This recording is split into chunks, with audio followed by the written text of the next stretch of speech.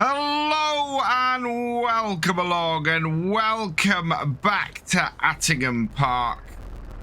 Today we are really busy. So the harvest is done, but we need to start on the seeding. And right, this needs repair. So we're repairing the 8340 first. I've just filled it up. So this is now nicely full of fuel. But we basically need to get all of the winter canola planted in 2 days. And that is going to be in field 3, field 2A, and field 12B, which is going to be the merged version of fields 12B and 12C. So that's going to be a massive field to get done. And I need, in order to merge those two fields, I need to get this one finished, or this, get this tractor, the 7810 here. We need that on the ploughing job that we're going to have to grab a plough for. Now, interestingly enough, I thought this field wasn't mulched, but it seems to be mostly there. We're going to switch these two tractors because field 3 needs doing as well. But let's just have a look here, because that seems to not match what I was expecting. No, there we go. So 2A is mulched and 3 is mulched. That's really good news. So we want to get 2A mulched. Finish that off. And then go down and get 12C mulched. We get those done. That means all of our fields that we need to do for these 2 days are mulched, and we can concentrate on getting some solid fertilizer on them before we start getting them planted. So yeah, let's switch these two tractors over. Get the 8340 on this job here, finishing this off. We can then send it down to the bottom to do what is currently 12C and get that done. So connect up, right, and then off here I want to copy this course and give it to this tractor here. There we go, nearest waypoint, and away that goes. So that can then finish off that job. Meanwhile, I'm going to take this back to our farm, and I don't think we have a plough. I think we returned the plough quite a while ago. If we didn't, then it'll be fairly useful because we can go and just plough this field anyway. But otherwise, I think we're going to have to head up to the shop. So let's bring this round here. Repairs on this tractor probably needs doing as well, I think.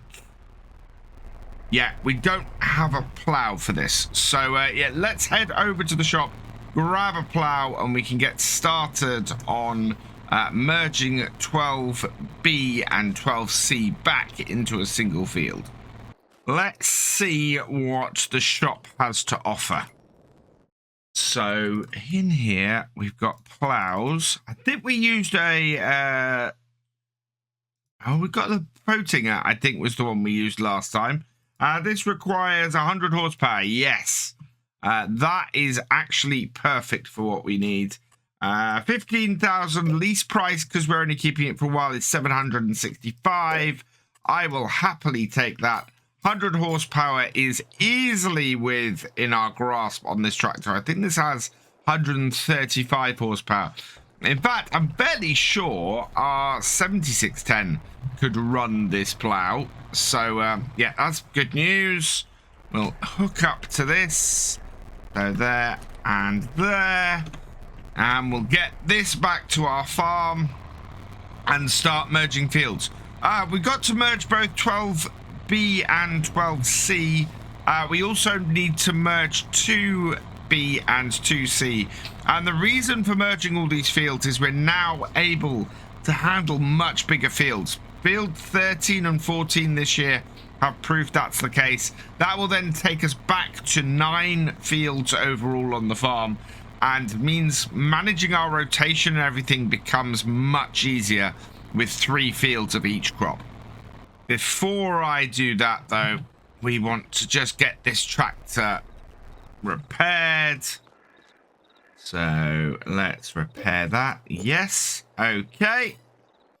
And our 8340 has finished. So we will clear this course off this. And this can now head down to field 12B. And we'll get that mulched ready for work as well. So bring this down to this corner here. And we will set up a course as usual. So yeah, we're going to be merging these two fields. It should be fairly easy to do. What I want here is basically the same course as we had. So generate that. Yes, we are doing headlands last, which is good. So out of here, and we'll take this down the bottom corner and get it started. With that going, we can get our 7810 here refueled. It's strange, for once we're going into the seeding schedule at this point in the year with money. So in a bit, I can go and get some seeds, some fertilizer, and we can start getting stuff done, which is a very different situation for me. We've had a really, really good year going into this, and it's making all the difference to how we're able to approach things on the farm.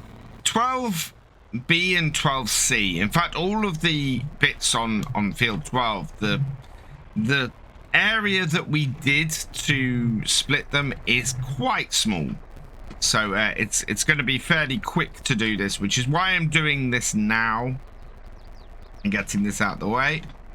There we go.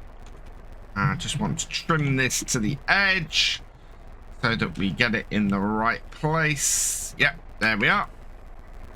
Right, and then we need to just plow down the middle here. Now, the one thing we might end up with is some large stones here. We did find that last time we were plowing down this end and correcting things. But what we want to do is just remove this out, hopefully get no stones from it. And then that will be these two fields merged together. Now, my plan as far as crop rotation goes is these merged fields, we're going to put in whichever crop wasn't planted there last year. So in the case of this field, we are putting in the canola in here because we have wheat to our left and sorghum to our right. So it makes sense to put the canola in here. For fields 2B and 2C, we currently have wheat and canola in those two fields. So we're going to be putting the sorghum into there, which we don't have to worry about until the new year.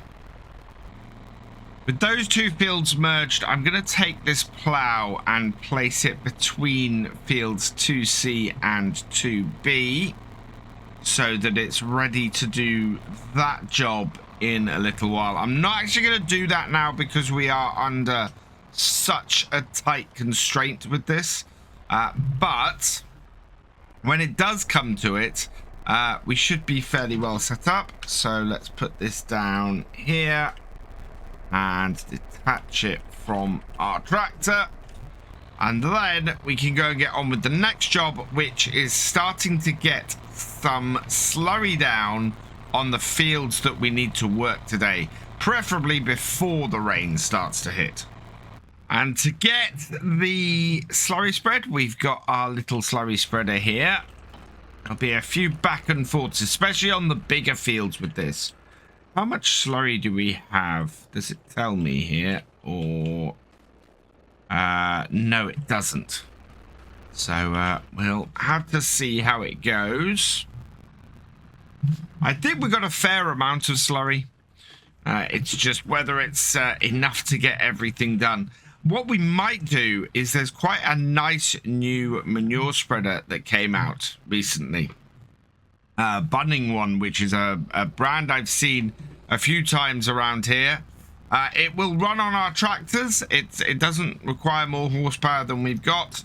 And I think for the bigger fields, that might be a good way to go. So I think we might grab that maybe next time.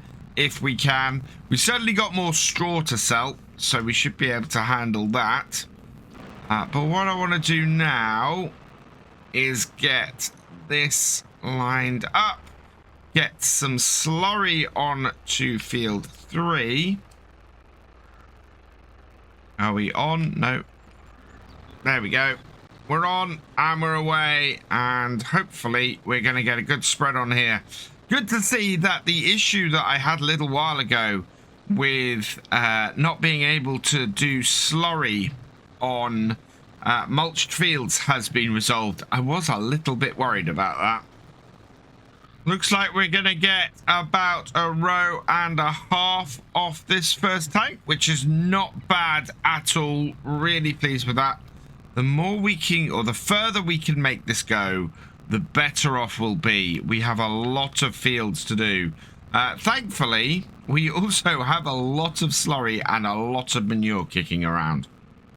So this is our third tank of slurry on here. We've used 16,000 litres so far. That takes us up to about 20, should be 18,000 litres from the end of this field, because we'll get to 6,000 on the dot pretty much. One thing I do know is that there's a big green patch of nitrogen in the middle of this field. And field 3 is slightly annoying because it's really, really complicated soil-wise. It's our most complicated field soil-wise that we have on the farm. It's part of the reason why I want to do it first. It's also the field that is the quickest to get done because it's our smallest field. So it means we can now get the 7810 doing some seeding. I don't know how many seeds we have, so I think we're going to have to take a break from doing this job, get the 7810 all set up with some seeds, and get the canola into field 3. The further we can get with that today and with this today, the better. Because, of course, we're going to have to roll everything before the end of October as well. Anything we get seeded needs to be rolled too. So it's quite a lot. In fact, it's a huge amount of work that we've got to do before the end of October. And then we've got to do it all again in November with the wheat. So the 7810, I am going to customize.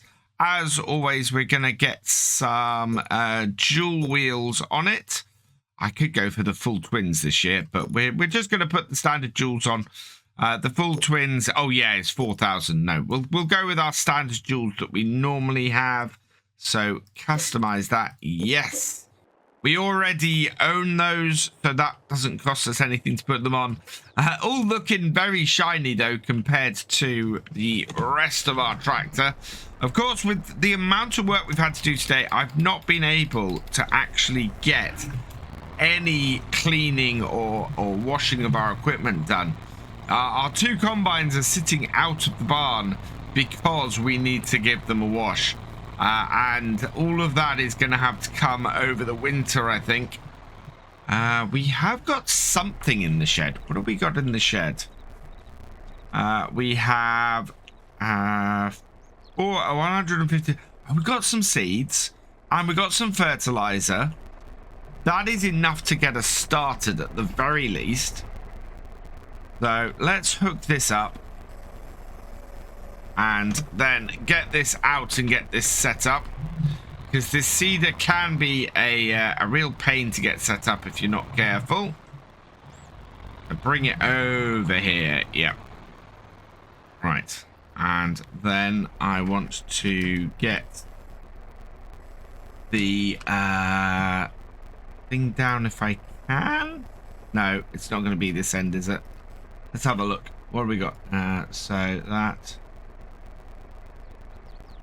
does that does nothing. I want to take that course plate off, actually, so we can change that on here. Open HUD with mouse. There we go. Deactivate that. Then I can see what that. There it is. Drop that down there like so. We can then disconnect that, and I want to disconnect that bit there. There we are. And drive forwards. We can then go around the other side and drop the travel wheels, transport wheels. We only really have transport wheels on this so that we can get to field 6.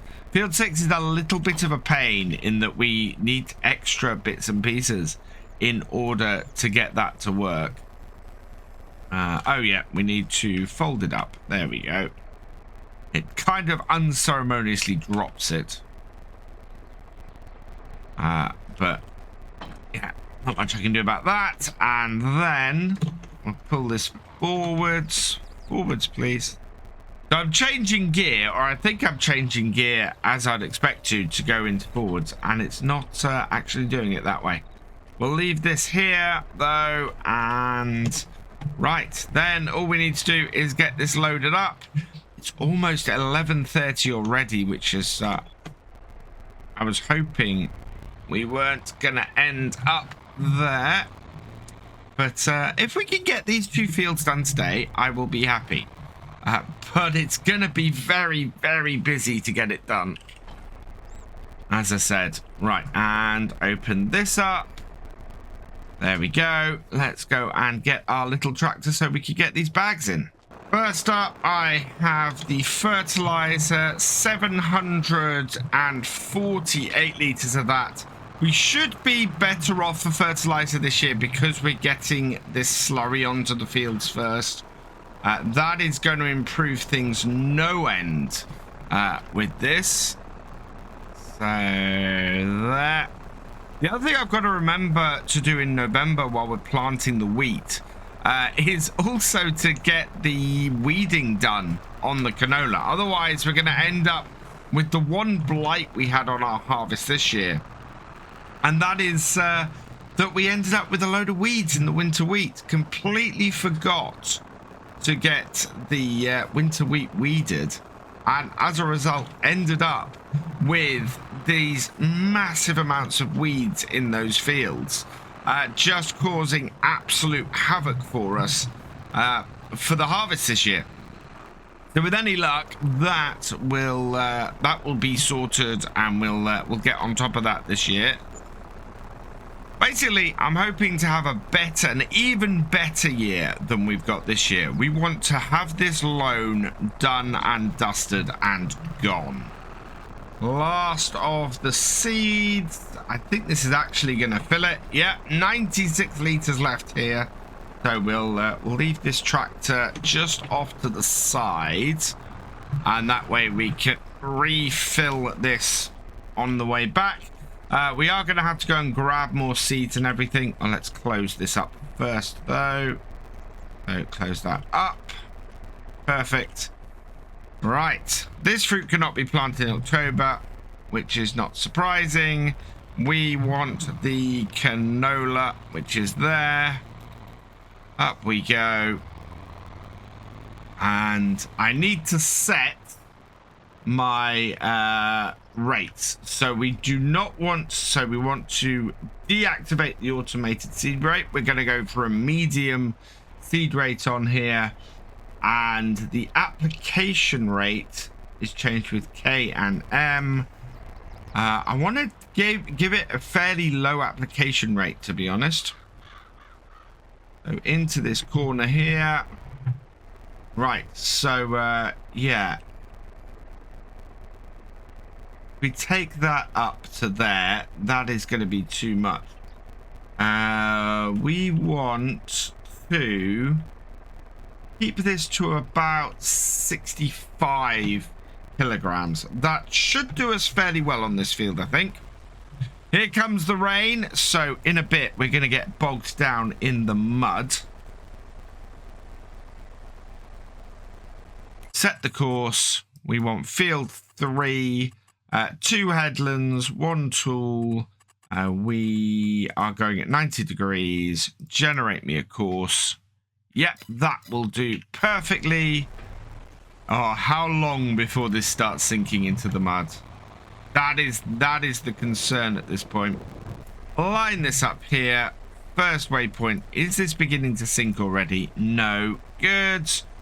Let's go. And hopefully this won't run into too much trouble.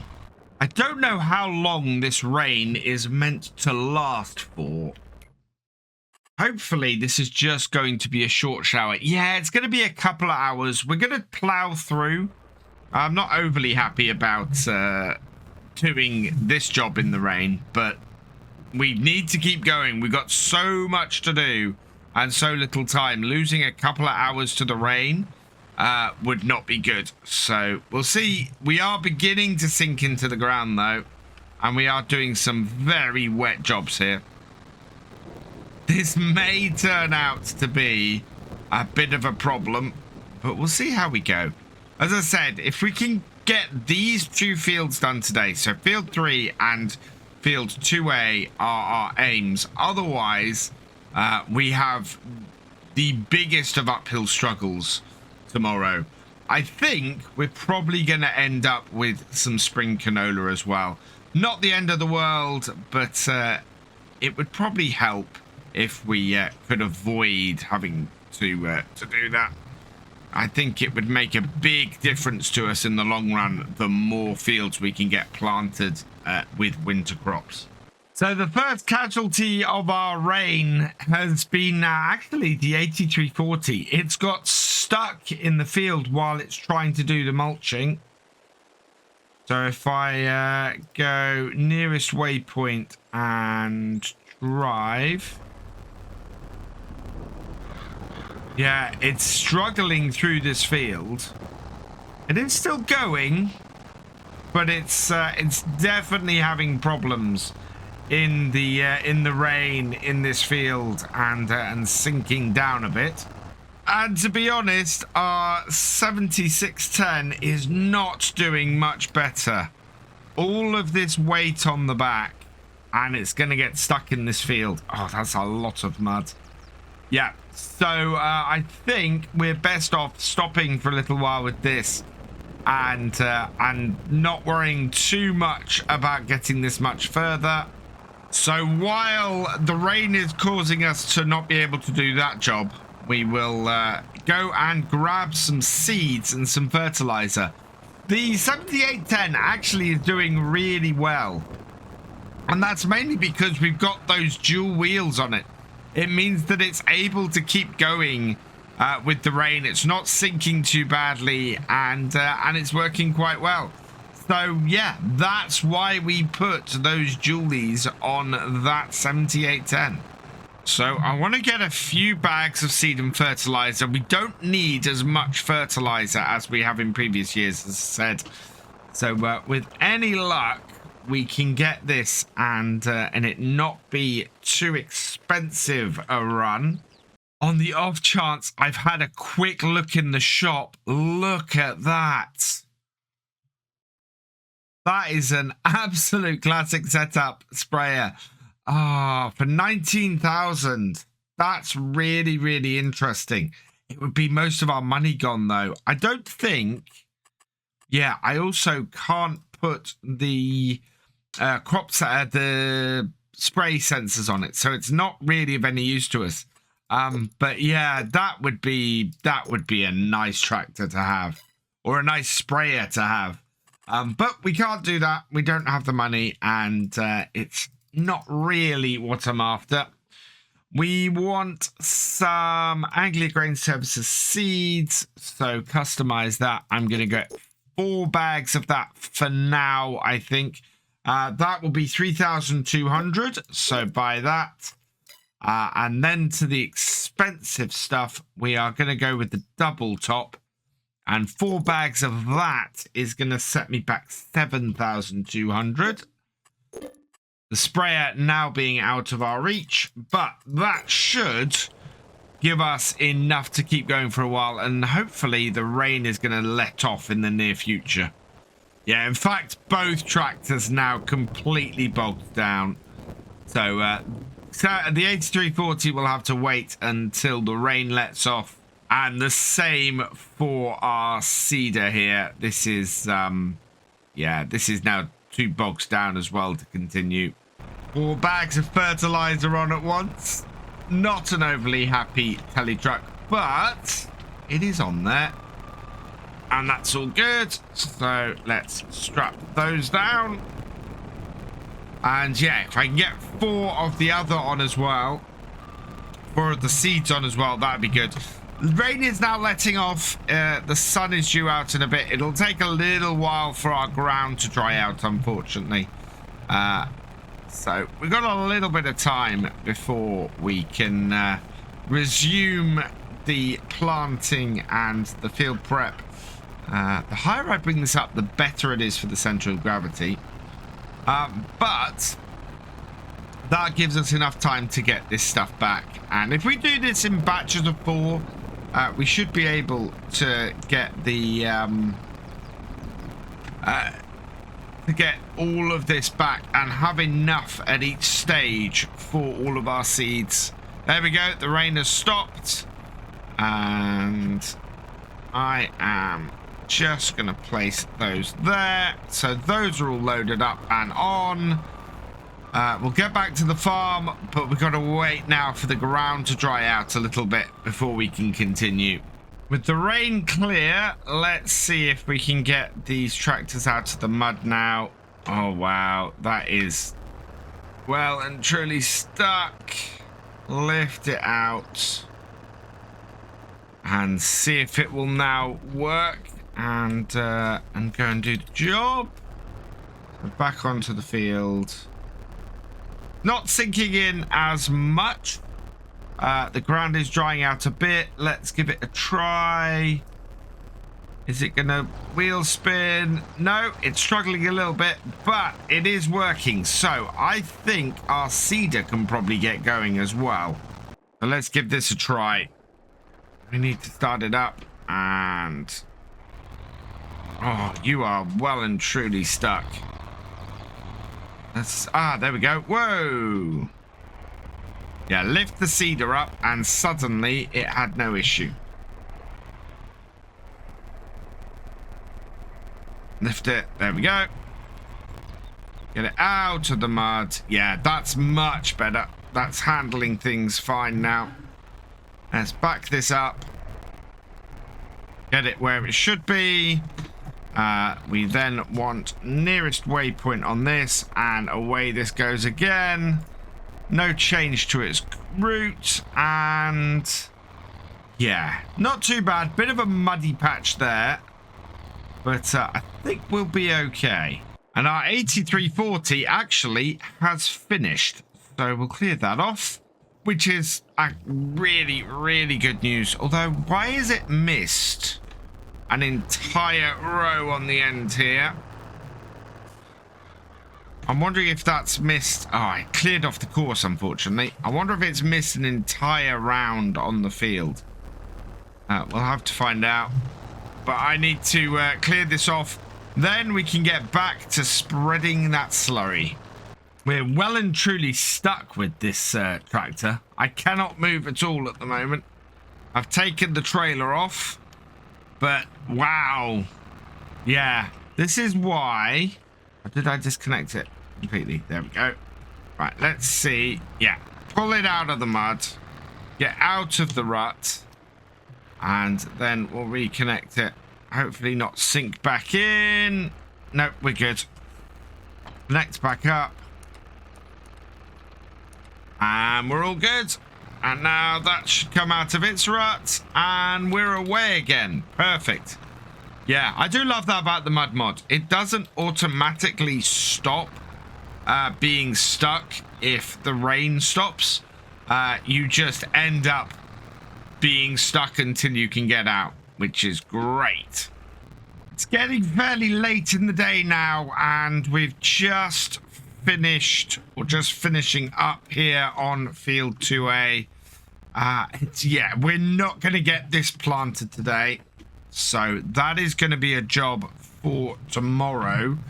The big question is, with such a big field left in field 12B, and the fact that we've got to, we'd have to seed both 2A and 12B and roll all 3 fields.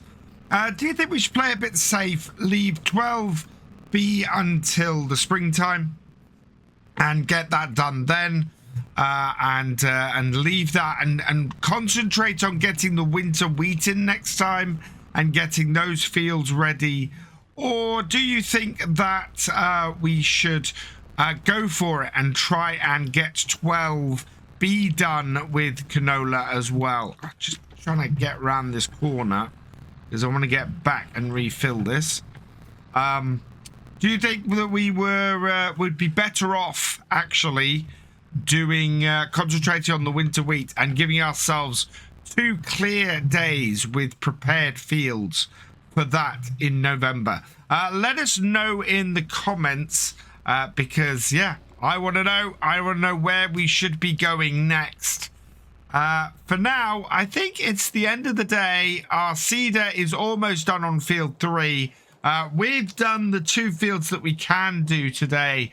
Where this slurry goes next time, though, is up to you. Today, we've got another busy day ahead of us. We're going to be loading up the seeds and fertilizer into our seeder here. So we've got to get that done.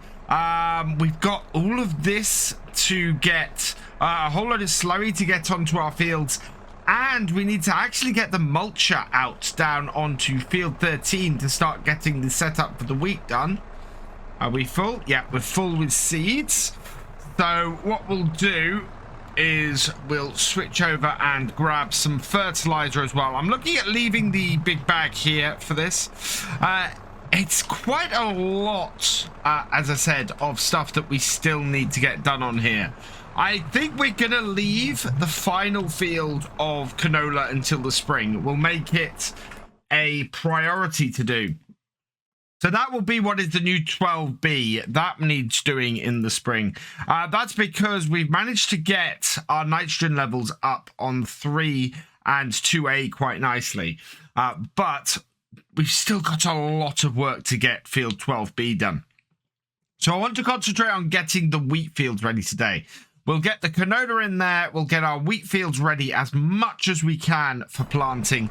And then that means we'll have a clear run at getting all the wheat fields done in September. So let's get this onto here. And yeah, to get the wheat fields done, we need to get field 13 done as well. So we're going to have to send the mulcher down there, get that job done as soon as this is set up. And then we also need to get that field scanned. So there's a good possibility we might have to go and buy some lime and get that spread as well. The downside to that is the fact that we only have 9,600 left. And it might end up being a bit expensive. So we'll see how we do. We may be a case that we have to leave our 3 bigger fields until the spring to get them done. So yeah, it's really a case of how much we can get done right now to relieve how much work we have to do come springtime. First though, as I said, we need to get field 2B planted with the canola. So we'll bring this into this corner here. We can set the course up. So field 2A is correct. Same as the last field. I think we did it 90 degrees. Yeah. So generate me a course. That is working very nicely. So close that. And yeah, it's starting in this corner as well. Even better. And not too far from us either. So a little bit of rearrangement and maneuvering. And we should be all good. Bring it back round to here. And so canola going into where we had sorghum last year is exactly right. First waypoint, we're fully set up. Now we need to sort out our variable seed rate. That needs to be deactivated. We need to have it on. We don't actually, we want it to be on the lower seed rates. So that I think is to Shift J and N. So we'll take that down. That's the right amount of seeds. Let's have a look at our amount of fertilizer. Yeah, I think 65 kilograms with what we have planned on here is perfect. So away this goes. And that should mean it has enough to get the whole of this field done. And now that our seeder is going, we can bring the 8340 here down to field 13, get this field mulched. So bring this on. We want to set up a course for this as well. That all looks good. I'm going to go longest edge on this because field 13 is very much at an angle. And it should do the angle down the right-hand side here. And how many headlands? 2. Okay, let's generate a course. That looks pretty good. And in fact, where that course is based and how that's set up, I should be able to go first waypoint and set it off. And I think it should be all right getting there on its own.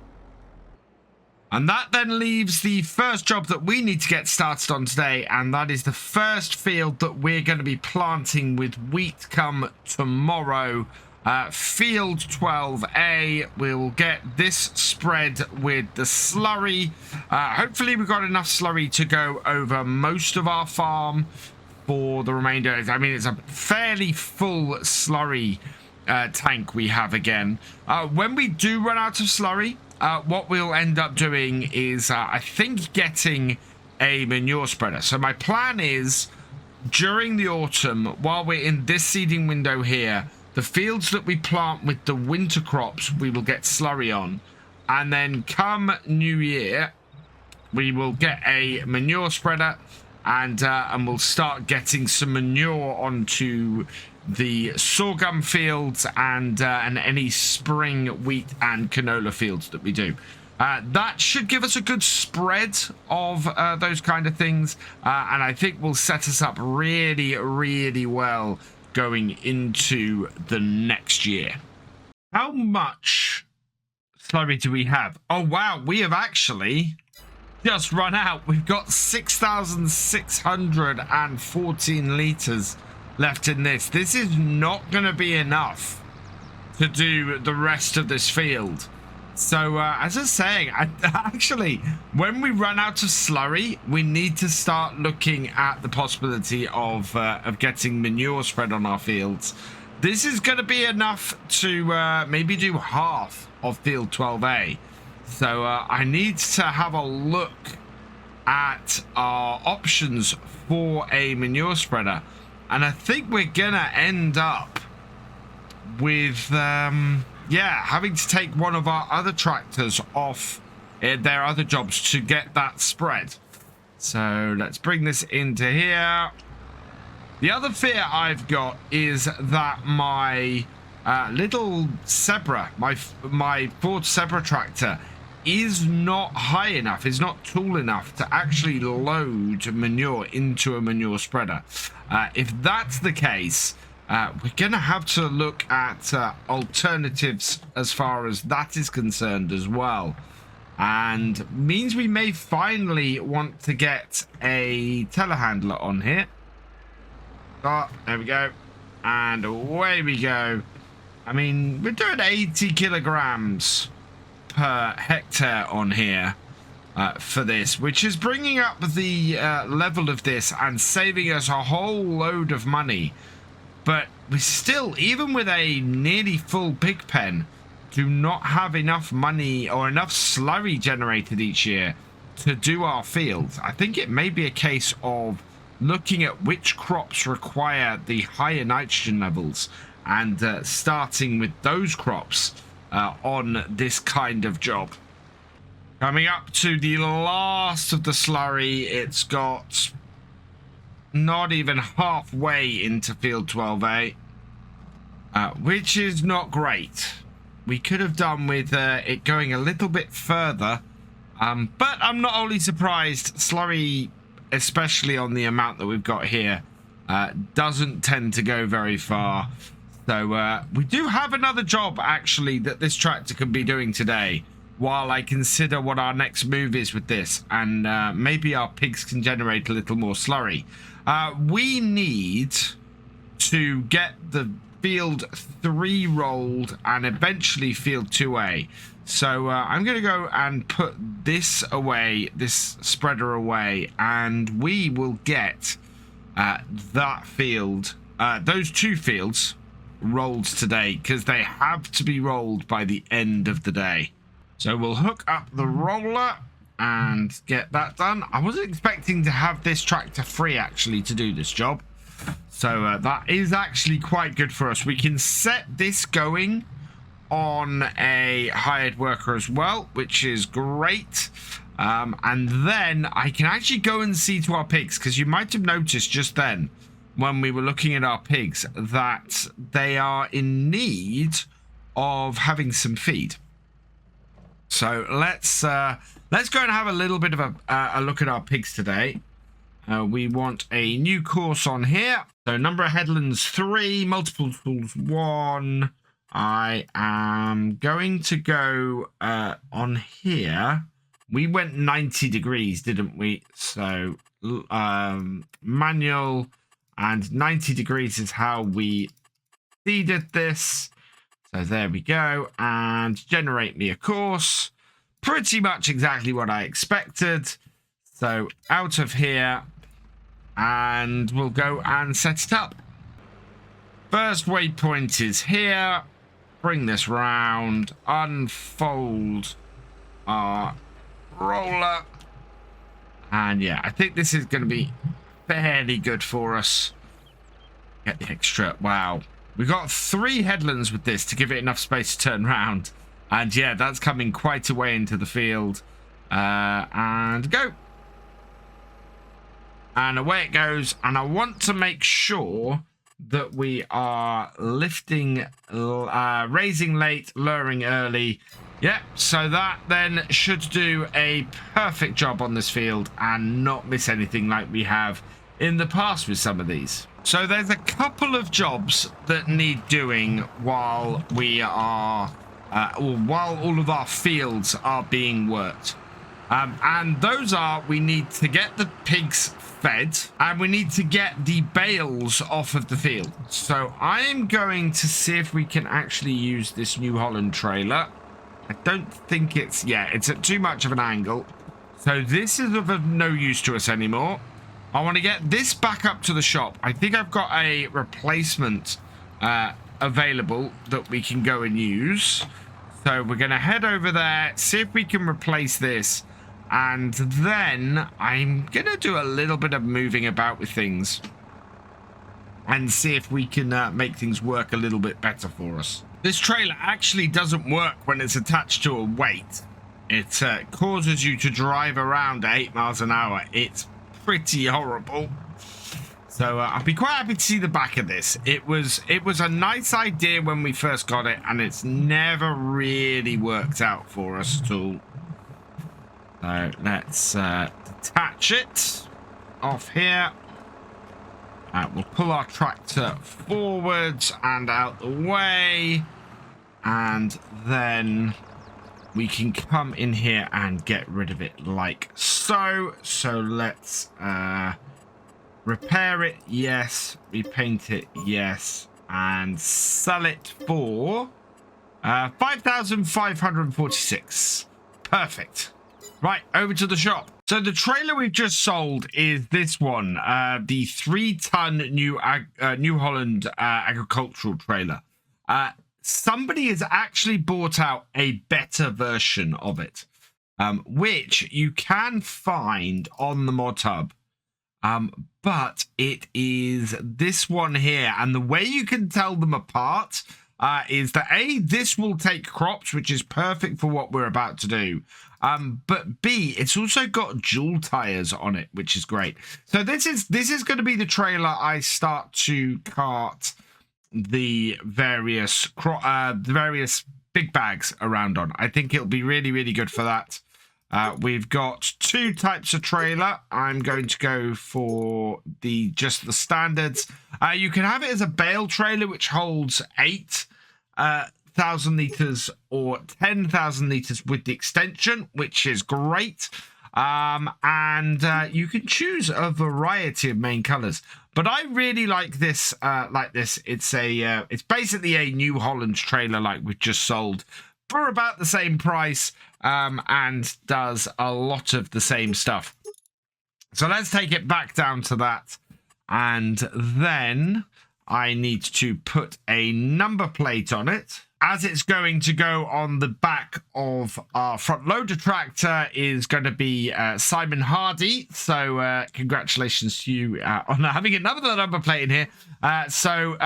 SIH is the initials we went for him on the little Zebra.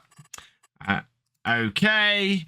And yep, that is all good. Let's buy that. Perfect. And we'll be able to customize this and use this in various ways around the farm. Now, I'm hoping this does not have the same problem being towed on a weight, because that will give us an issue. But you can see this is a much more substantial trailer and much more like I thought I was getting with the trailer we just sold when we bought that. Similar sort of height. We're not at a horrible angle. And if we pull forwards, we're pulling forwards at a reasonable speed. Much, much better. And so what this now means is I can bring this in and around here. We'll park it just off the side a little bit so that we can still get access to our Johnstone trailer, which is our bale trailer. And we can fit far more bales on that than we can fit on this new trailer that we've got. And we'll grab these off here, load them onto the other trailer. And then we'll be able to keep our seeder supplied the whole way around, and make a massive difference to how well that whole setup works. I mean, look, that will take 3 bags across, and yeah, I think we can easily fit all of these bags on this trailer, which is perfect. Our final bag to get off here. Let's back this up and load it onto the other trailer, and it all fits rather nicely. I'm very, very pleased with this. And the way we're going with the amount of seeds and things we're using, this trailer is going to be absolutely perfect. We fill it up each time with the bags and the seeds that we need. And then we can just take it to the fields with the tractor we've got at the moment, and load things up, which is perfect. So I'm going to leave that trailer there for now, and I think we'll leave this implement, our bag lifter here, just off to the side, and park that up, because the 2 jobs I need to do right now is, as I said, we need to feed the pigs, so I'm going to use this tractor to do that as well. That will also require dropping the weight off. Now, another use for our seed trailer, or our big bag trailer that we got there, which we're actually going to use our regular trailer for at the moment, is to load up the pig food from our pig food mixer to feed the pigs, which is a really, really good reason to have that trailer about. Let's connect that up. There we go. And yeah, so this will also give me a chance to get this trailer cleaned, because we have not yet cleaned up this after the harvest, and it was going to be one of those winter jobs that needs doing. Pull this under and get ourselves some mixed pig feed. So we can actually also use this as somewhere to store crops. That's pretty cool as well. So we could put all of our crops in here, although it would end up just mixing it into feed. So there we go, 74,000 litres of pig food. Let's load our trailer up with that. We're going to put 14,500 litres in here. This tractor should be more than capable of pulling a fully laden one of this trailer. And then just bring it into here like so. And then we should be able to tip this into our thing, I think. Please let me be able to tip this into here. Pig food is not accepted? Hang on. That's why.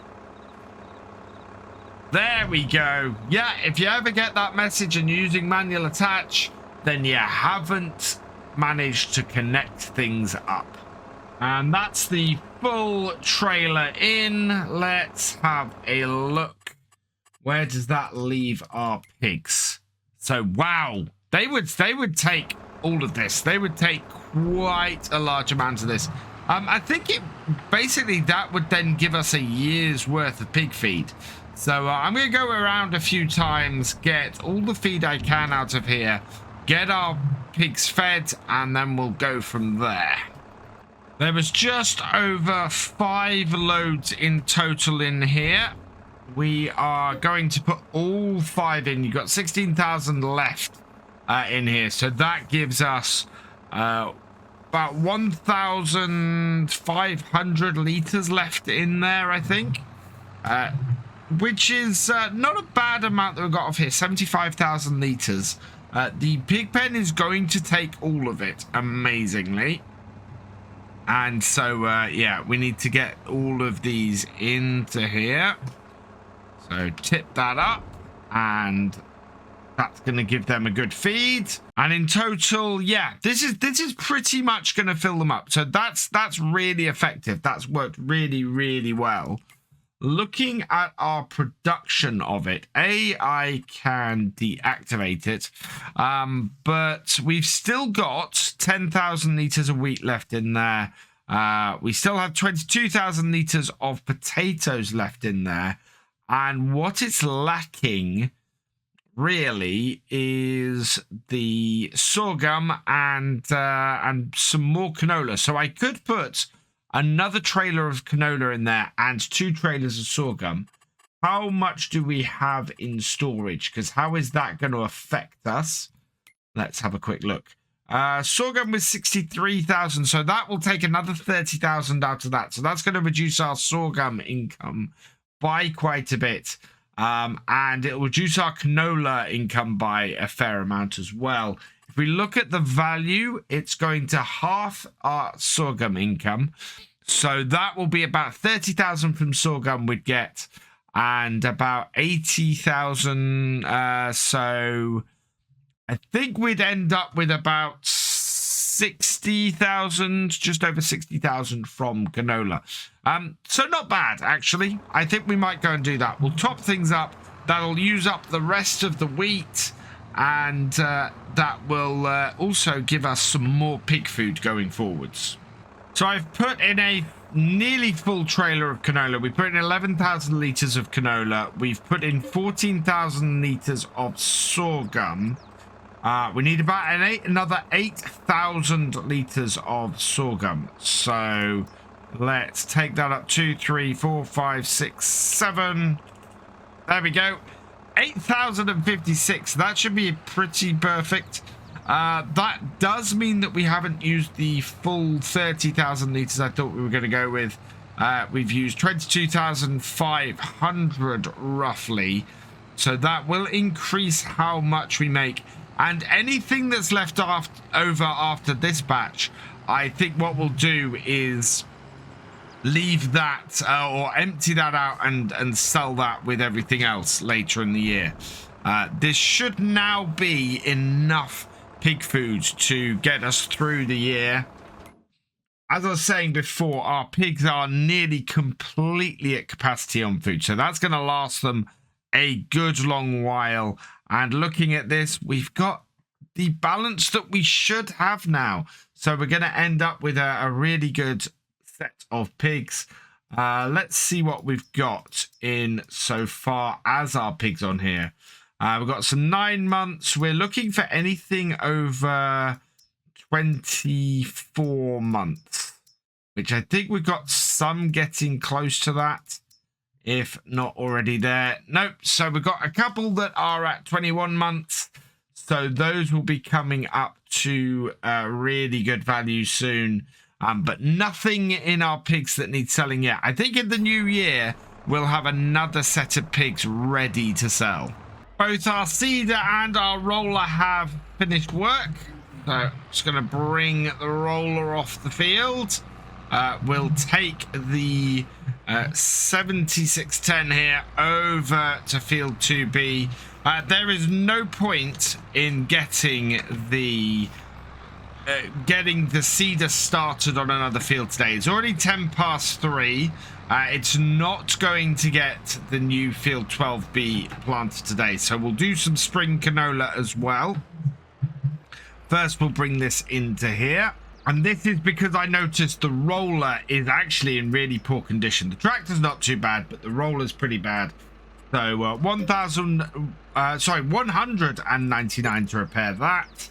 So that will keep this going now, and we'll get this rolling field 2A. That will get that finished today. And in fact, as I said, our seeder has finished as well. We can get that set up to do wheat. And then I want to get everything else. Well, I want to get the bales off the wheat field. We're not going to be actually doing anything with them until the new year. That's when we'll be planting sorghum in what is our wheat fields now. But I'd like to get, if I can, 5 fields planted before the winter. I don't know if we're going to manage that with everything we've got to do. Right, new course. We are doing field 2A. Yep. Generate that course. That is perfect. Let's take this down to the far end and get it started. Yeah, not quite as easy as we had with the previous field. And we have got rain on the way. Whatever I end up finishing the rest of today, we need to get this done and out the way, because rain and these tractors are just gonna sink into these fields, and that's not good for places that we've been seeding. So hopefully that will hold off until this job has been done. Yeah, the forecast rain isn't going to turn up till 8 o'clock, so we should be absolutely fine today. And with the couple of hours left that I've got in the day, we should be able to get some more bales off of field 14, yes. So I think there's a couple of bales still hanging around on here. And in a stroke of absolutely perfect timing, it looks like our 8340 has come free as well.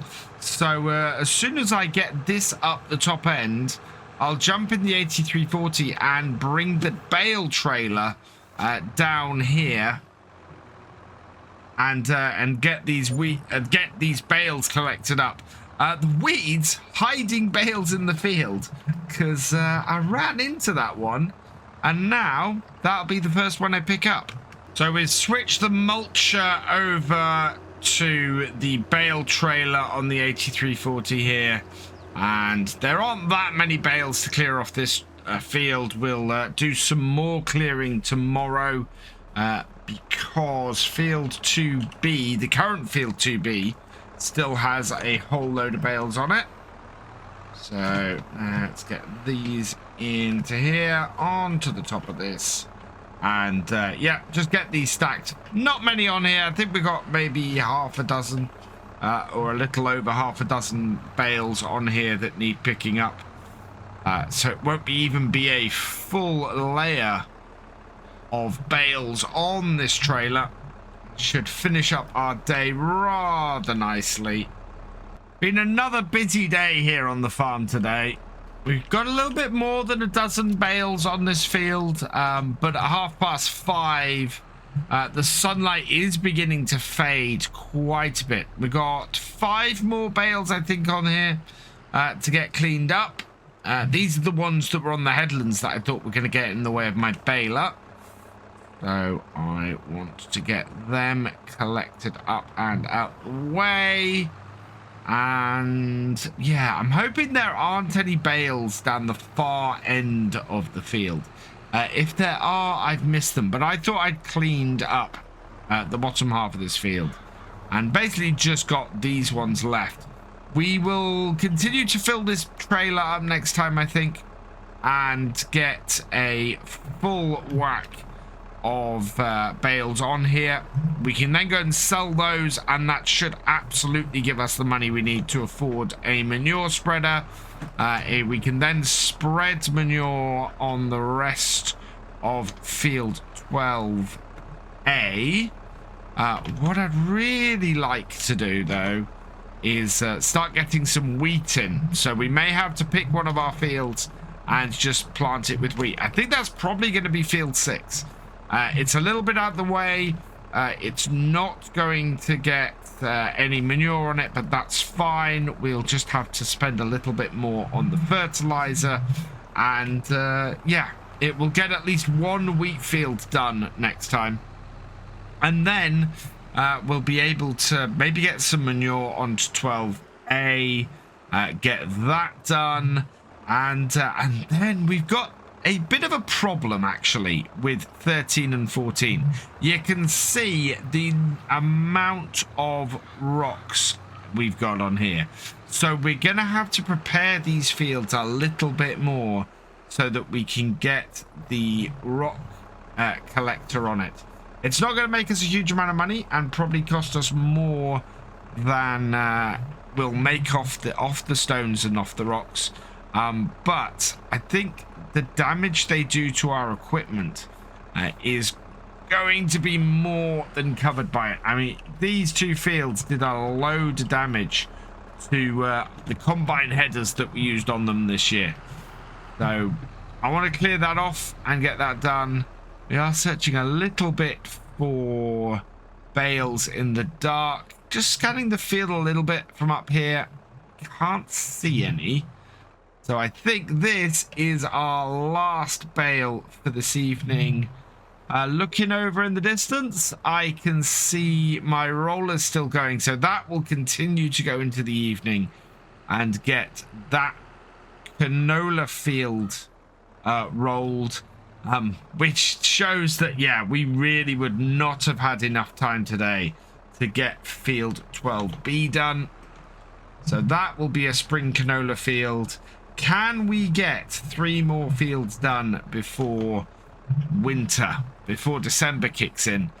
Because if we can, that is going to be over half of our seeding done before we get anywhere near springtime. And that will make a big difference to us overall. I don't know if this bale is going to fit on the back here. It's going to be hit and miss. Oh, yes, it is. Drop it down. It's on there. Right. I'm going to get these back to the farm. Today, we are going to be getting on with the winter wheat seeding. We have 3 fields that we need to get planted over the next 2 days. We're going to start off with field 6 because, in all honesty, it is the easiest for us to start with. Field 12A, that needs to be finished with some fertilizing. We've got some more of the slurry generated over the last few hours, so we'll should be all right with that, and able to get that on there. It's not going to be a complete field's worth, but it should be enough to cover the majority of the field. I think we've got another 7,000 liters of that, so we've got to get that onto there. Our biggest problem is actually our biggest field. So field 13, that is in a position where it is currently well, it's currently full of rocks, in all honesty, and we have got to do something about that in order to progress it. So we're gonna have to get the cultivator out, get that cultivated first We then have to throw the stone picker across it and get that job done on there. And then finally, we'll be able to get it seeded with this. Yeah, there's a fair amount of work to do. It also hasn't been scanned yet, so I have no idea currently if we actually need to do any ploughing on it. In fact, let's have a look. We should be able to see if it needs ploughing from here. No, so we are fortunate in that it doesn't need ploughing, but we do need to, at the very least, get the stones off it. Because as you can see, both it and field 14 are completely full of stones. So we're going to try and cultivate both of these. We'll probably do field 14 over the winter. But yeah, we've got to cultivate and pick up stones on field 13 today. So let's get this tractor started on here. We'll put it into the field, create a course, which should be absolutely fine. It won't move far enough across, so it's hiding underneath there. Generate me a fieldwork course, and there we are, starting in the bottom corner. Actually, I want to do slightly different on here. We'll do 3 headlands because hopefully that should give it enough space to turn around. Although, wrong tractor. Let's open the generator and try that again. Yeah, it's still trying to do it on that field there. Let's come back in, select this field. Sometimes it does this. So we'll clear that off and do another course. We will try and do 3 headlands, generate. We have got the right field selected this time. And if we close this, there we go. So 3 headlands, hoping that that is going to be enough space to turn around, because I don't want to be babysitting this tractor today. Unfortunately, we have way too much work to do elsewhere. But you can see how fiddly the first part of this field here is, and how important giving it plenty of space to turn around is. So we'll get it into position here. We've got wheat selected. Let's send it going, and yeah, with any luck, we can leave this to its own devices and it'll be perfectly fine. So as I said, the second job we need today is to get the cultivator out. We have not used this in a very long time, but I'm quite happy that we've kept it round. Otherwise, we wouldn't have anything to do this. It is a little bit scary that we've got a 3-meter power harrow cultivator doing this job, and we can't actually pick these stones up until we've done this job. So I am very, very aware of our time limits here, and this is why we are starting this today.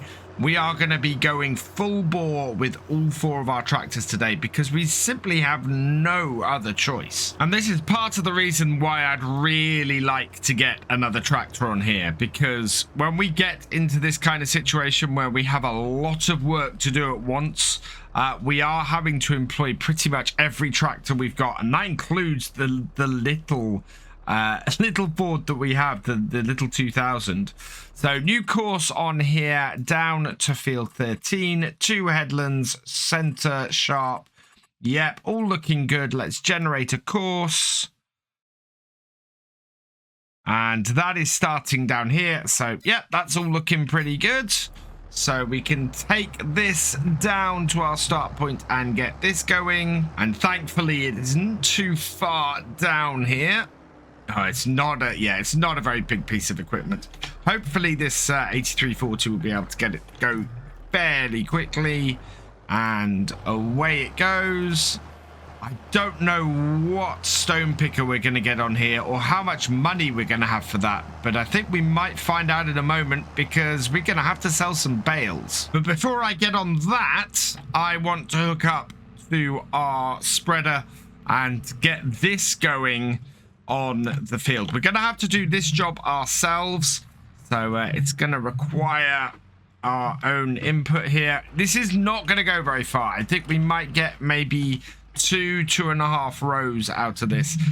We do have a lot of manure kicking about, and over the winter I think we're going to try and get a manure spreader and use that on some of our other fields to try and up the amount that we have on there. That's all good. Let's refill that.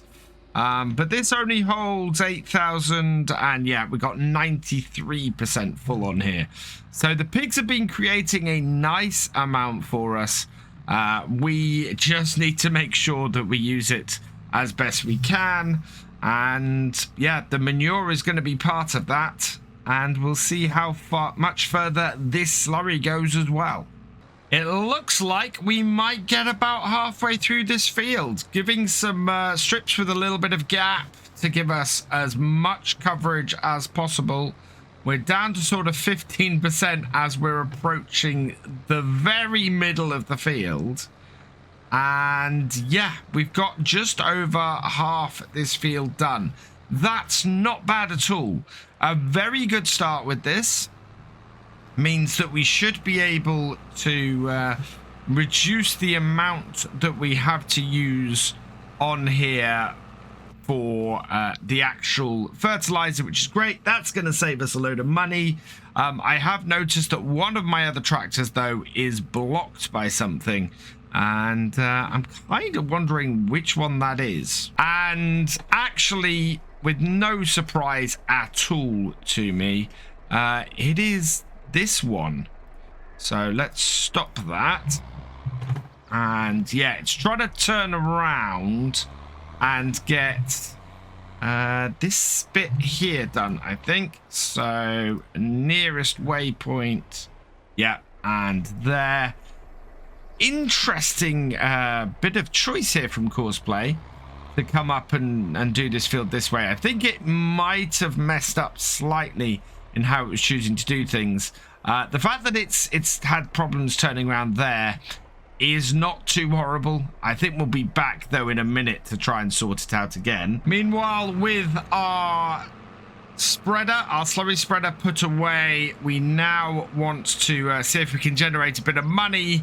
And with this, the only tractor that's really available for us to do any carting with, we're going to pick up the bales here off field 2B, get this field cleared, and then we should be able to go and sell these. I think, how many we got? 2, 3, 5, 6, 7, 8, 9, 10, 11, 12, 13, 14, maybe 15 bales here.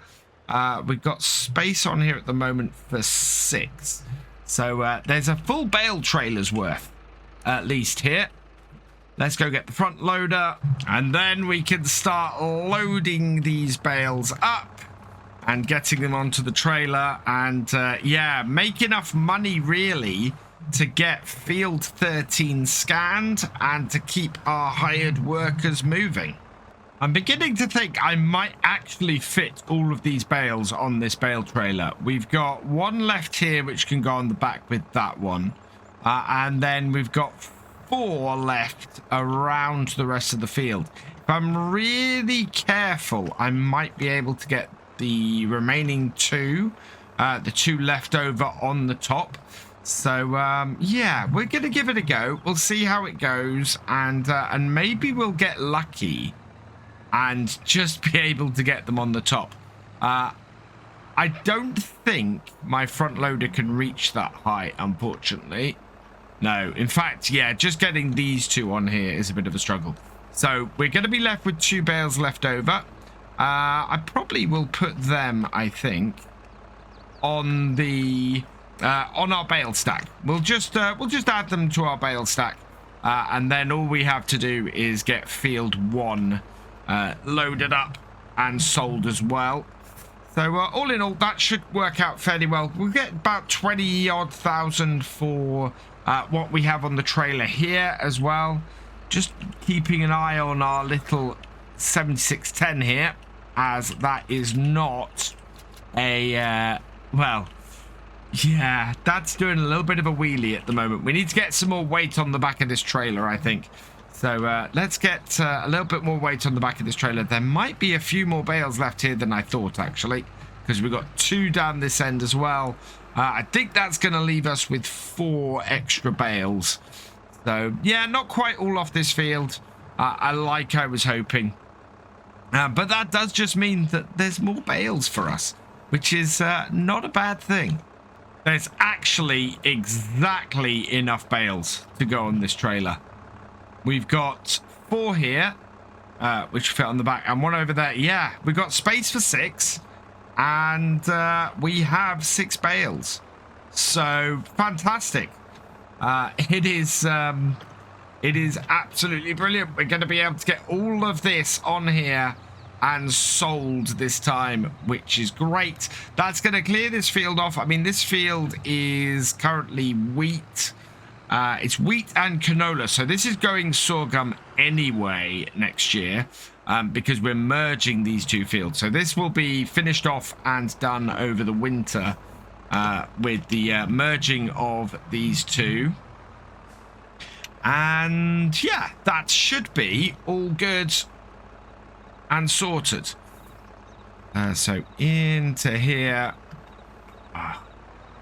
That is not the cleanest of work, and I might leave those for the minute just so that we can push them on the back with these last couple of bales. And yeah, there are only 4 bales left over here, and we should be able to perch all 4 of these on the back of this trailer and even everything out, and hopefully our 7610 will be capable of moving this. Otherwise, we might have to rethink our strategy here a little bit. Oh, no.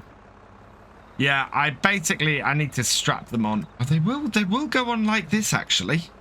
But we won't get as many, unfortunately. Yeah, we'll only get 3 bales on the back this way. They will fit on there, but it's not great because we are going to be a bale short. Oh, and because we keep knocking them off the back. Oh, this is never fun trying to get these last couple of bales just smushed on here. Really, really want this to work. Okay, that has worked. Let's see if we can get the last few on as well. Okay, last pair of bales. Can we get these on the top here? Oh, without causing this all to fall off. Not without getting a lower connection on them. So we'll drop this right down and stab like that. Oh yeah, this is going to be nasty. Now, the thing is, I think if I clamp that on now, that is going to hold my forks as well. So, no, I need to rethink this. I've got an idea. Not the neatest bit of stacking I've ever done, but we do have all 4 bales here. Now, with some very careful, very slow maneuvering here, I could probably get all 4 of these on here at the same time. And then we just need to hold them in place well enough that they get strapped down. So let's do this on here. We also need to go and take our bag trailer and get... Oh, why is that doing that? There we go. Oh, come on. No, that is not going to go on there, unfortunately. Right. It probably helped if I had stacked them a little better. But they are not going to go on there. So we're going to leave that. We're going to go and take these 4 and put them back in the yard. And I think before we go and sell the bales we've got on this trailer, what we'll do is go and refill the cedar first. So I've managed to make it back to the farm very carefully with this stack. And they can just go straight in here. And yes, I did actually make it back with the stack. I'm slightly impressed with that. The weight distribution on this trailer is so much better for carrying these big bags with this weight that we have on the back of this tractor. So much better. I'm quite pleased with that. I don't know what we've run out of in our seeder, though. That would actually be seeds. Are we overseeding this area? No, it is just really heavy on the seeds. So let's get this opened up. Like so. And go and grab a bag of seeds. And this bag is 85% full, so should be enough to at least get it going. I think this does take at least a full bag of seeds normally. But it is well past halfway through this field. So, yeah. Oh, it's pretty much filled it, though. That's not bad. I think it's doing all right as far as fertilizer goes.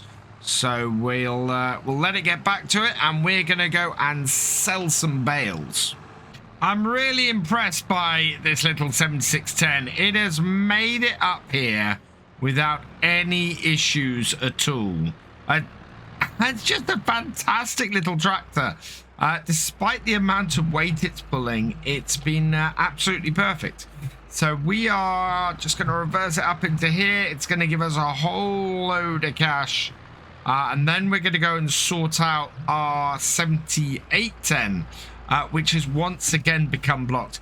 This little 7610 tomorrow is going to be really, really busy. We need to get fields rolled, and we have 2 fields that need to be... Oop, didn't mean to do that. We've got 2 fields that also need to be... weeded as well. So yeah, this is going to be doing a lot of rolling. How much we make off that? 16,000. No, we're up to 20,000, so perfect. I think we made about 17,000 off that. Really, really good. But yeah, we've got 2 jobs that we haven't done today. We haven't rolled in any of the seeds that we've done so far, and that is going to be a full-time job for this little 7610 next game day. And also we've got to get rid of the weeds that are currently sitting in the 2 fields of canola we planted, so there's that job to get done as well. Yeah, we definitely took this field at the wrong angle. It shouldn't have been going along this hedgerow like this at this angle. It should have been running straight down this side of the field. So that's why we're having to babysit this a lot more than I wanted to. Which is to say, I didn't want to have to babysit this 7810 at all. So, yeah, it's not quite turned out how I'd liked. It's 3 o'clock and we're still on field 6. I would very much like to have been on to field 12A by this point. I don't know if we're going to be getting field 13 planted before winter either. To be honest, I'll be happy if we get 4 of our 9 fields planted before winter, though. It's not a bad number at all. It'll be a good place for us to be in. I'm going to leave this trailer actually out here so that we are able to easily hook up to it when we're looking to get the rest of the bales in later. But yeah, I think if we can get 4 fields done, then we'll be good. The one thing that worries me about it is the fields that we have got planted. Those are at the moment. So yeah, we've got 2A and 3. We're looking at having 6 and 12A planted as well. Those are not our biggest fields, not by a long shot. And you can see field 13 is nowhere near going to be ready to do before winter. Today's work on it has only got about halfway through. So yeah, 13 and 14 we're going to have to prepare over winter. 12B and 12C, we've missed our canola window for that. So what is our seeding window like come the new year? In March we can put in spring wheat, so that's good. March and April we can put in canola, so field 13 we'll be looking to get done in March. Field 12B, as it will be, we'll be looking to do March, April. And in fact, our sorghum does not start planting until April, May. So we have 6 days to get 5 fields done. If we can't get 5 fields done in 6 days, I am very worried. So I think we'll be okay. I think we're going to end up with a spring field of canola and a spring field of wheat, but that is fine. It's more that we need to get the last 2 fields done of winter wheat before winter comes in. And this tractor here is still having issues with this hedge. I'm unhappy with what I've done on here today. This, I think, is my one failure. I think I managed to get myself lined up wrong when I started the field, jumped into it too quick, and ended up putting it at the wrong angle to actually do the seeding. As we have an hour or so, though, let's see if we can put some care wheels on the 7610. So customize. Oh, it could do with a repair as well. And while we got the money, that's a good idea. What have we got on here at the moment? We've got standard 76s. Let's see if we can... Ooh, there we go. Factory narrow 76s. Yeah, we can put twins on this. We can put rotations on this. Nope, I think we want the narrow 76 factory size in the Michelins. So customize that. Yes, okay. And this has... I think this does have enough horsepower. So our 7610 has 105 horsepower, and we are leasing the weeder 110. Oh, it's ever so slightly underpowered, but needs must at the moment. And we'll have to get this started on that. I think it would be really good to get some weeding out of the way today. And we should be able to do this and handle this for the last sort of hour or so that's left. At least until field 6 is completed seeding. And field 3 seems a pretty good place for us to get done. Yeah, anything we can do to get ourselves, or get the pressure off ourselves a little bit, is gonna be good. So... I am liking the idea of getting this going, and actually this little tractor has no issue working with this hoe at all. Yeah, this little tractor is handling this absolutely fine. We are beginning to lose the light a little bit, so I'm gonna just stick the lights on here. But we are actually gonna get a little bit ahead on this job for tomorrow, which I am in big danger of forgetting. We might get this tractor to go and do field 1 and swap things around a little bit. The rolling is very, very important, though. We need to get that done. But then so is this weeding. And actually, the job that is no longer quite so important, if we're not going to be seeding field 13 tomorrow, which I don't see how that's going to be possible, is going to be to take the cultivator off there and not worry about getting those stones picked up immediately, especially as we might have some rain on the way. Coming into December, we might even have snow. Coming up to the end of field 3 and coming up to 6 p.m. in the evening.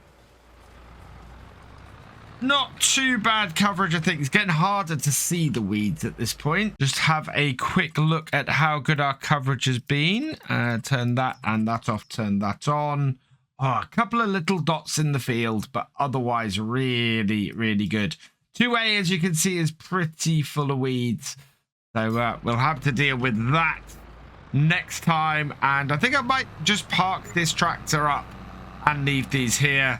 The 7810 is just finishing off the headlands on field 6, so that will be back here tonight having finished that. The 8340, though, that is probably going to be continuing the job it's doing now into tomorrow. Get field 13 finished off and cultivated, ready for us to go picking up stones as soon as we have a moment. For now, though, I am going to leave this here So we'll park this up. We've got an early start today. We are starting out here on field 13. We've got courseplay running again. Look at all the stones we've got out here. So very much the plan is to get this started on here, which we've got done now. And then we're heading back up here to the yard. We've got our seeder back here.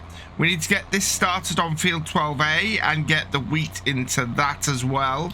So we've got that going. I've filled this back up as well on the way back. And then we've got to go and get the roller going over on field 6 because, of course, we've got all of that done. But before we can do that, I also need to go and get the weeding finished over on field 2A. Sorry. So yeah, there's quite a bit of stuff to do around here. Let's get this, yeah, folding that down. I kind of wish that folded down at the same time as the wheels fold up. That would be really, really useful on this. I can't see much use for it being on mouse control. You kind of either want it down or want it up, and having it in a where it just folds down by mouse is a little bit weird. So back this up to here, connect that up. I'm wondering if there's somewhere in the XML I can change that. That would be very cool if I could. Right, fold that up and then drop it down carefully like that. We'll then disconnect this and forwards. There we go. Sometimes it just goes up gears rather than going forwards. I'll kind of be using the flappy pedals on my wheel more for going up and down gears. So I might take them off my shifter now because it seems that it's just messing up a little bit on that. We'll connect this up like so and then pull it forwards, and this is a perfect place for it to finish. We are gonna go with course 2 headlands because of where we are. We should be fine again, and 90 degrees manual. Yep, generate fieldwork course, and you can see it's nicely set up there, really easy. But we've got to go over to the far corner to get it started, so away we go. So bring this down and in here and get it started at the first waypoint. We've still got wheat selected, which is what we want, and off it goes down like that and away. And brilliant, that is 12A started and hopefully finished today. Now, I said last time this was going to be doing a lot of work today, and it really is. We want to get it started here on doing the weeds. We'll do the weeds ourselves because that will be a fairly quick way of doing things. And we can get field 2A done fairly quickly as a result of that. Let's get some lights on because, well, it's still fairly dark. It's these November days, it gets dark very early. Same throughout the most of winter, but we're in a good place. Next time we're probably gonna be doing some selling off, I think. If we have a look in here, we can see that January, December, January, most of our crops are going to be January sell-offs by the looks of things. We still have 2,000 litres of corn, interestingly. I have no idea where that is. It's not listing our sunflowers here. So I do need to look at when the sunflowers are looking to be the best time. They're February, so we're okay for a while for those as well. We're going to be making a fair amount of cash when everything comes to be sold at the end or the beginning of next year, which is really good. The big idea this year is to end up paying off as much loan as we can. If we can get a large chunk of our loan done, I'll be very happy. We're kind of at the extent of what we can do field wise, so I'm not looking to expand the farm this year really. We've got a lot of fields, a lot of crops, and it's going to be very difficult for us really to keep expanding the farm without expanding our equipment first. And so yeah, that looks to be about as far as we can go land wise without a huge investment in equipment. And I don't want to start buying lots of new equipment until we have the money to support that. We've had a breakdown. The 7810 has stopped. It has dropped just under the 50%. It's saying it needs to be repaired. We're going to have to keep an eye on it then, and hopefully it will keep going. I could have dropped it into the workshop on our way through, but forgot to do that. So let's get it going again, and hopefully it won't break down too much. If we have to babysit it as much as we did on field 6 last time, that is going to give us big issues today. Meanwhile, this tractor, because it doesn't have a big amount of headland, has run afoul of this tree a couple of times. It's come up to the end and not really known where to go. I'm hoping again it's not going to have the same issue when it comes to the far end of the field. So let's bring this forwards, and nearest waypoint, yes. Right, and away that goes again, and we can get back to doing the weeding, which this little tractor is doing really well on. I've been enjoying this little 7610 the last couple of days. We've spent a lot of time on it. We're going to be spending a lot of time on it today, as I said, and we're going to be weeding in it today. We're then going to be rolling. As soon as we finish this, we're going to take this over to field 6 and get get field 6 rolled as well. And it's perfect for these little cleaning up jobs. Once we got that done, I'm kind of hoping we're not going to be doing too bad on getting a stone picker. There's not one in the sales. Now, the ELHO, that is 120 horsepower and quite wide. So that would be a fairly good one for us to get. 52,000, though, is going to end up costing us, put the BKT tires on it, 2,652 to lease. So that's not too bad, actually. And that is by far the nicer machine for us to get over, over the Dagelmesh and, the Dagelman Signature 7200. We don't have a tractor that will run the Rock King. We'll have to do it with the Signature. The Signature has a similar size container to it, but is a 2.3 meter versus, is a 2 meter versus a 5.5. So this will allow us to get that job done so much quicker.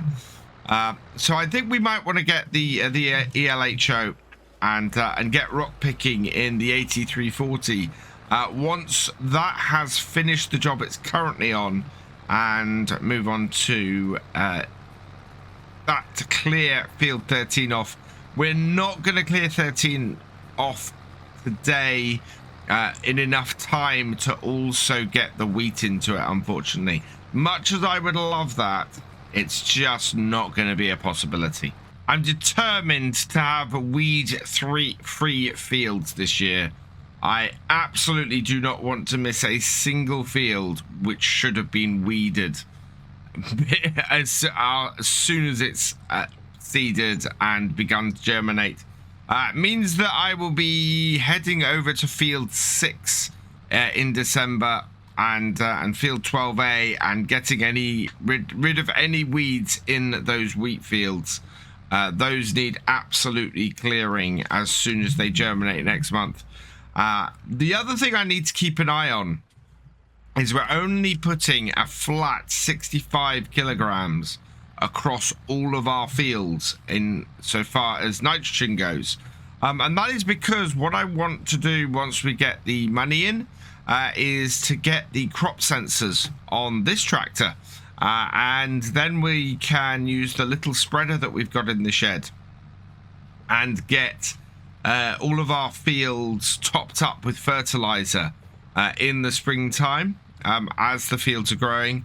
We've got the care wheels on this tractor now, and it will just work really, really well, that kind of setup to top up our nitrogen and be very, very precise with it.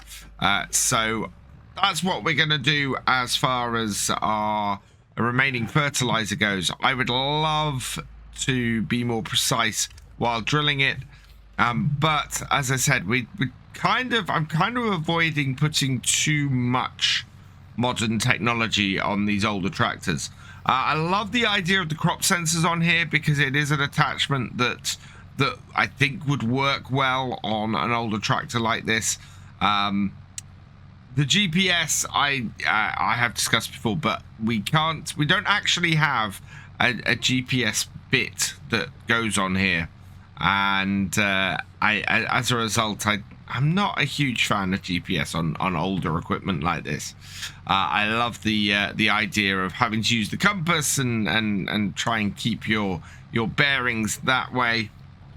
But yeah, those the sensors for how much nitrogen the actual crop has, I think is a good little compromise for us. We're not doing it when we drill. We're putting in a standard amount, and then yeah, topping it up as needed, as censored on these, I think works really, really well. The other thing that actually got suggested in the comments for Thursday's video was that maybe we should be planting cover crops in those fields that we can't get to at the moment. And I love that idea. I would absolutely love to put cover crops in all those fields. The trouble is that I don't have enough time to drill the fields that we have, even with the 7810 going full pelt and trying to drill as much as possible. I don't think we could really drill cover crops in December. I mean, if we have a particularly good start to December, we might try and do that, and get some cover crop in, get some of the oilseed radish in. But yeah, at the moment, I don't think we have enough, or we can't give those crops enough time to actually build up to be a good cover crop.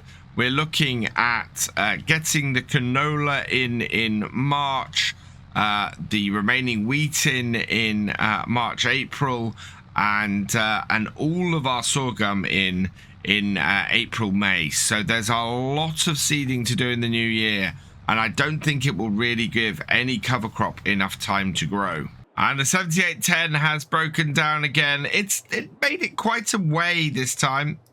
So we'll start it up again, keep it going, and hopefully we'll have a little bit of time in a bit to get it repaired.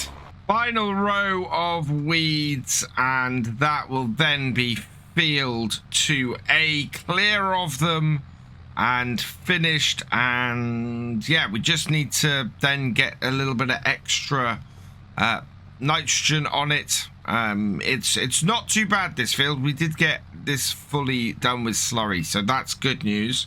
Oh yeah, one job we're gonna have to do over the winter is, once we get a bit of money in, I need to do a whole load of manure spreading. I'm hoping January and February are going to be fairly snow free, because if they are, we might actually have a chance to get that done. Let's have a quick look at our weather forecast. So yeah, we're not too bad now. December looks like we've got snow on the way. Hopefully that won't settle too much. 18 degrees, I'm not expecting it to, so that will be good. We'll want to get all the weeding done early December. Looks like January, mid-January is going to be fairly clear with quite a lot of snow either side. So if it stays clear, if we get access to our fields in December through to March, we should be all right, I think. Otherwise, I think we're going to struggle a little bit. But we've got the weeds done. We're going to switch this over now onto the roller and head out to field 6 because it is 11:30 in the morning. And I still have 2 fields that are going to have to be rolled today. Otherwise, that's not going to be, well, they're just not going to be done. I was hooking up this roller here. We've got this little plow. I completely forgot that this is sitting here. That's what I was using to do the fields and separate out the fields before. Yeah, we didn't need the big one we got. The big one we got, of course, makes the job a lot easier. But yeah, we've got that little plow sitting there. We don't need to have the big one. Our 7810 has stopped again, but this time the reason is because it is empty. It is run out of seed. So fields around here are fairly horrible as far as the amount of seed they take. They're all silty clay down that side, and as a result they all take the largest seed rate to run. While I've got the opportunity though, I'm going to bring this back to the yard. We'll refill it here and get it repaired at the same time. So pull tractor into here. We will do a quick repair on it. 2,400. Not horrible, but not great. How's our seeder? We'll repair the seeder as well. A little bit of TLC won't go amiss. And then on there, open that up.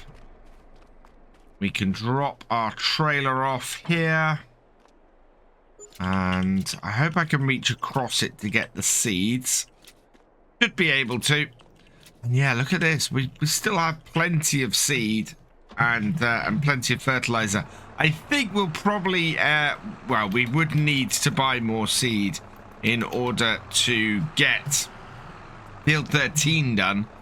So, switch over to that. Pick up this first bag. And yeah, I don't think we need any extra fertilizer. In fact, I'm going to drop the amount of fertilizer we're using because it's creating some very deep greens, and I'd rather it was slightly under than slightly over. Otherwise, that's just a waste of the fertilizer.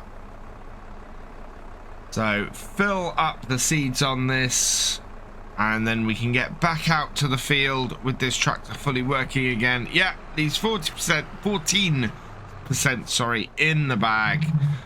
And we can now take the 7810 back to the field and get it back to work. So you can see here, 65 is a little bit higher than we want to be doing, maybe. It's giving some deep greens in places. So back this into position, and then we'll lower that slightly. Yeah, on these bits here especially, it is definitely going higher than it needs to. So I'm just going to drop it down to 55, nearest waypoint, and go. And hopefully that doesn't leave us a gap. Nope. And with everything functioning as it should again, we can leave this continuing to seed. Meanwhile, we've got our 7610 up to field 6, and I'm going to do this myself because, to be in all honesty, there's not much else we can be doing on the farm at the moment. All of our tractors are working. We could get the Zebra out actually to field 1 and sort that out and get the bales off that field. But to be perfectly honest, I think we are better off overseeing this and making sure that this tractor is able to get this job done as quickly as possible today, because we are in a position where if this doesn't get rolled and field 12A doesn't get rolled, we are not going to have a great yield off either of the two fields. And as both are running the wheat, we want to maximize the yield as much as possible. This field is much simpler to do along this long edge here. The little bit of a kink in it is not too much trouble. You can work that out fairly quickly. And then you want to run along the field at about 293 degrees. And then, yeah, it runs pretty smoothly. And you end up rolling a lot better. A lot better angle than the 90 degrees we originally seeded this as. So this rolling here, this will correct how everything is on here. And the little board, the 7610, is doing a grand job of getting this all rolled in. And going fairly speedily across the field. We've got the larger part of it done fairly well straight off the bat, and we should have everything rolled in here hopefully by mid-afternoon. If we can do that, we might get over in time over to 12A to actually get that finished without too much hassle today, and without having to go too late in the evening, as always seems to happen when we're rolling in crops. One thing that worries me a little bit is how long some of these jobs are taking. That we have started the seeder on field 12A at the beginning of today, and it looks like it is doing the headlands at this point. So we're at 2:30, and it's taken that long to do to get to the headlands on 12A. Concerns me a little bit. Looks like field 13 as well is on the headlands as well. So that brightens things up a little bit for me. But that's still a huge amount of time to do 12A, which is, you know, not a massive field compared to fields like 13 and 14. And what we're going to be having as 12B come the new year. It's rather concerning that we might end up with it taking so long to do 13 and 14 that we can't get them done in a single day, which we need to do in order to stay on top of things come the spring planting season. So we're gonna have to look into it. We're gonna have to keep a close eye on it. We've got a fairly good seeder running over there. But it might be that it ends up being that we either need a bigger seeder or we have to look at another way of doing things. Very much into the fiddly bit of field 6 now, as we've got the main part of the field done and trying to get around the headlands on here. And get this triangle sort of bit sorted down this end of the field. It is a fiddly field, this, and I think I would never have really bought field 6 if I had thought, well, if it hadn't come up for auction.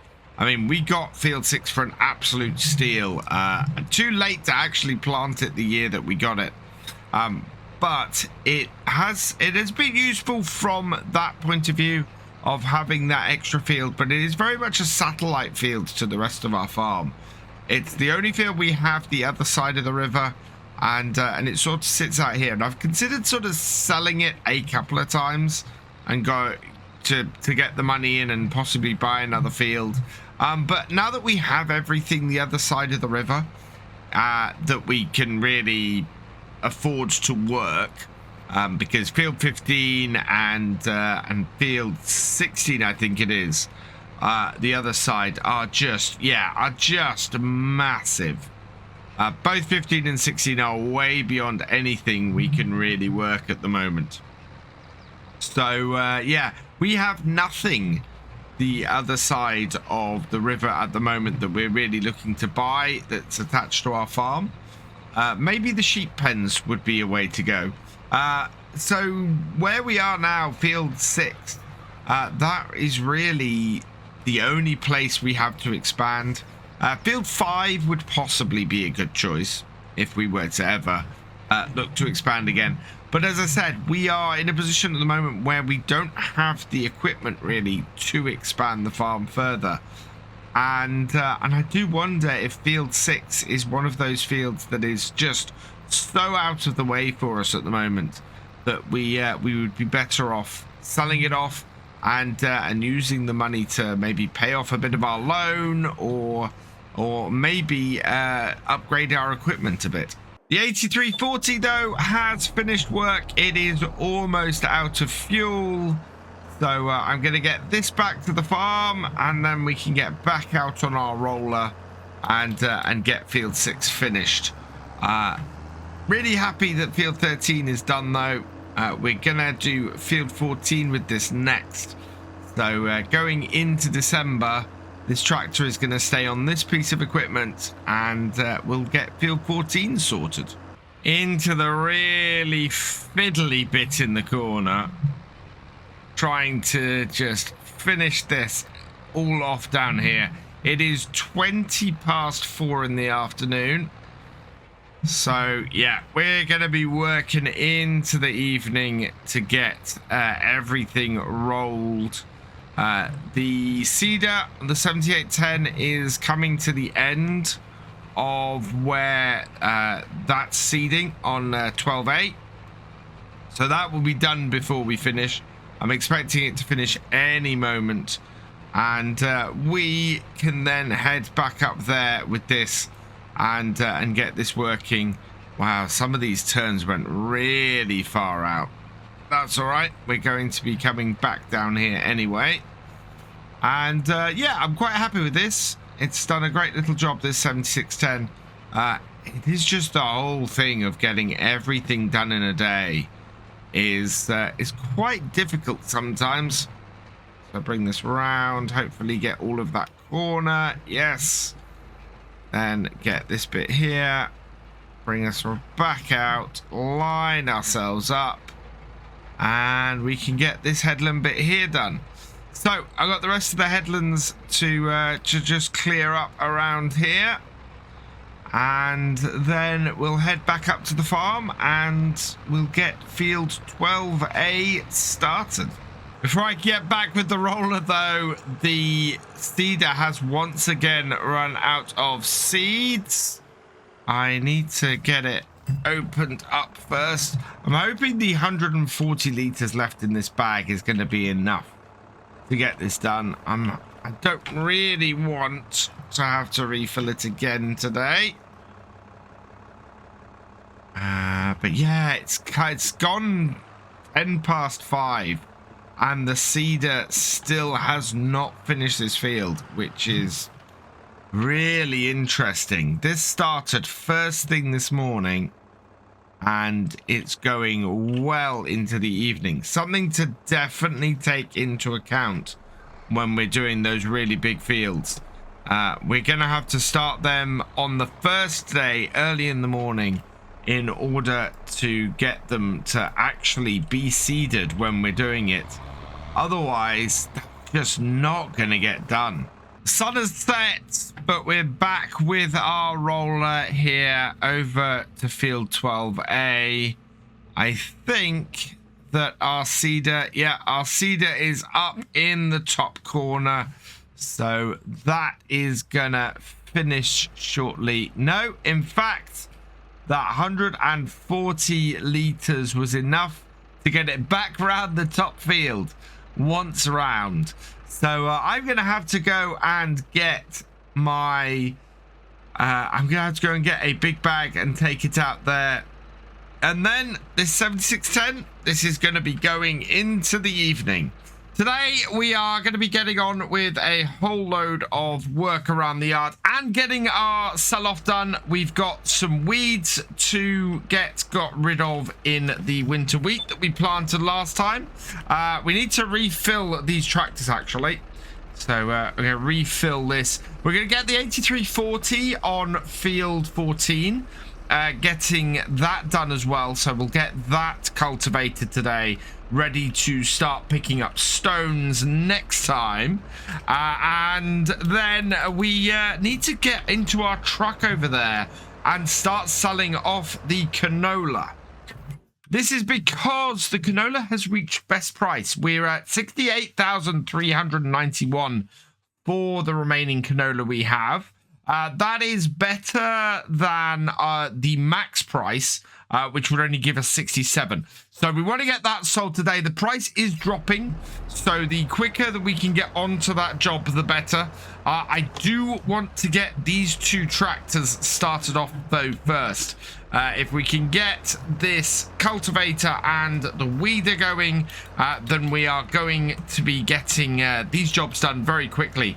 And it should mean that A, our crops are in a good place, and B, we're able to get rid of all the stones in these two big fields really quickly too. So first things first, on field 14, we want to set this up to do a course play course. So we will generate a course for field 14. Same as before. I'm actually going to double the number of headlands because 2 was fairly small last time. Same as normal. Longest edge is exactly what we want. So let's generate the course. And yep, longest edge is this top one here, and it seems to be doing it fairly well. This is pretty much what happened when we did the harvest on it as well. So we'll head down the bottom end and get this started. And that is down the top end of the field here. Bring it round, nothing to unfold. Again, this is 3 meters on a very big field, so it's probably going to take a couple of days for this tractor to get through this. We may have to get one of the other tractors on the stone picking. In fact, we'll probably get the 7810 on the stone picking on field 13 next time.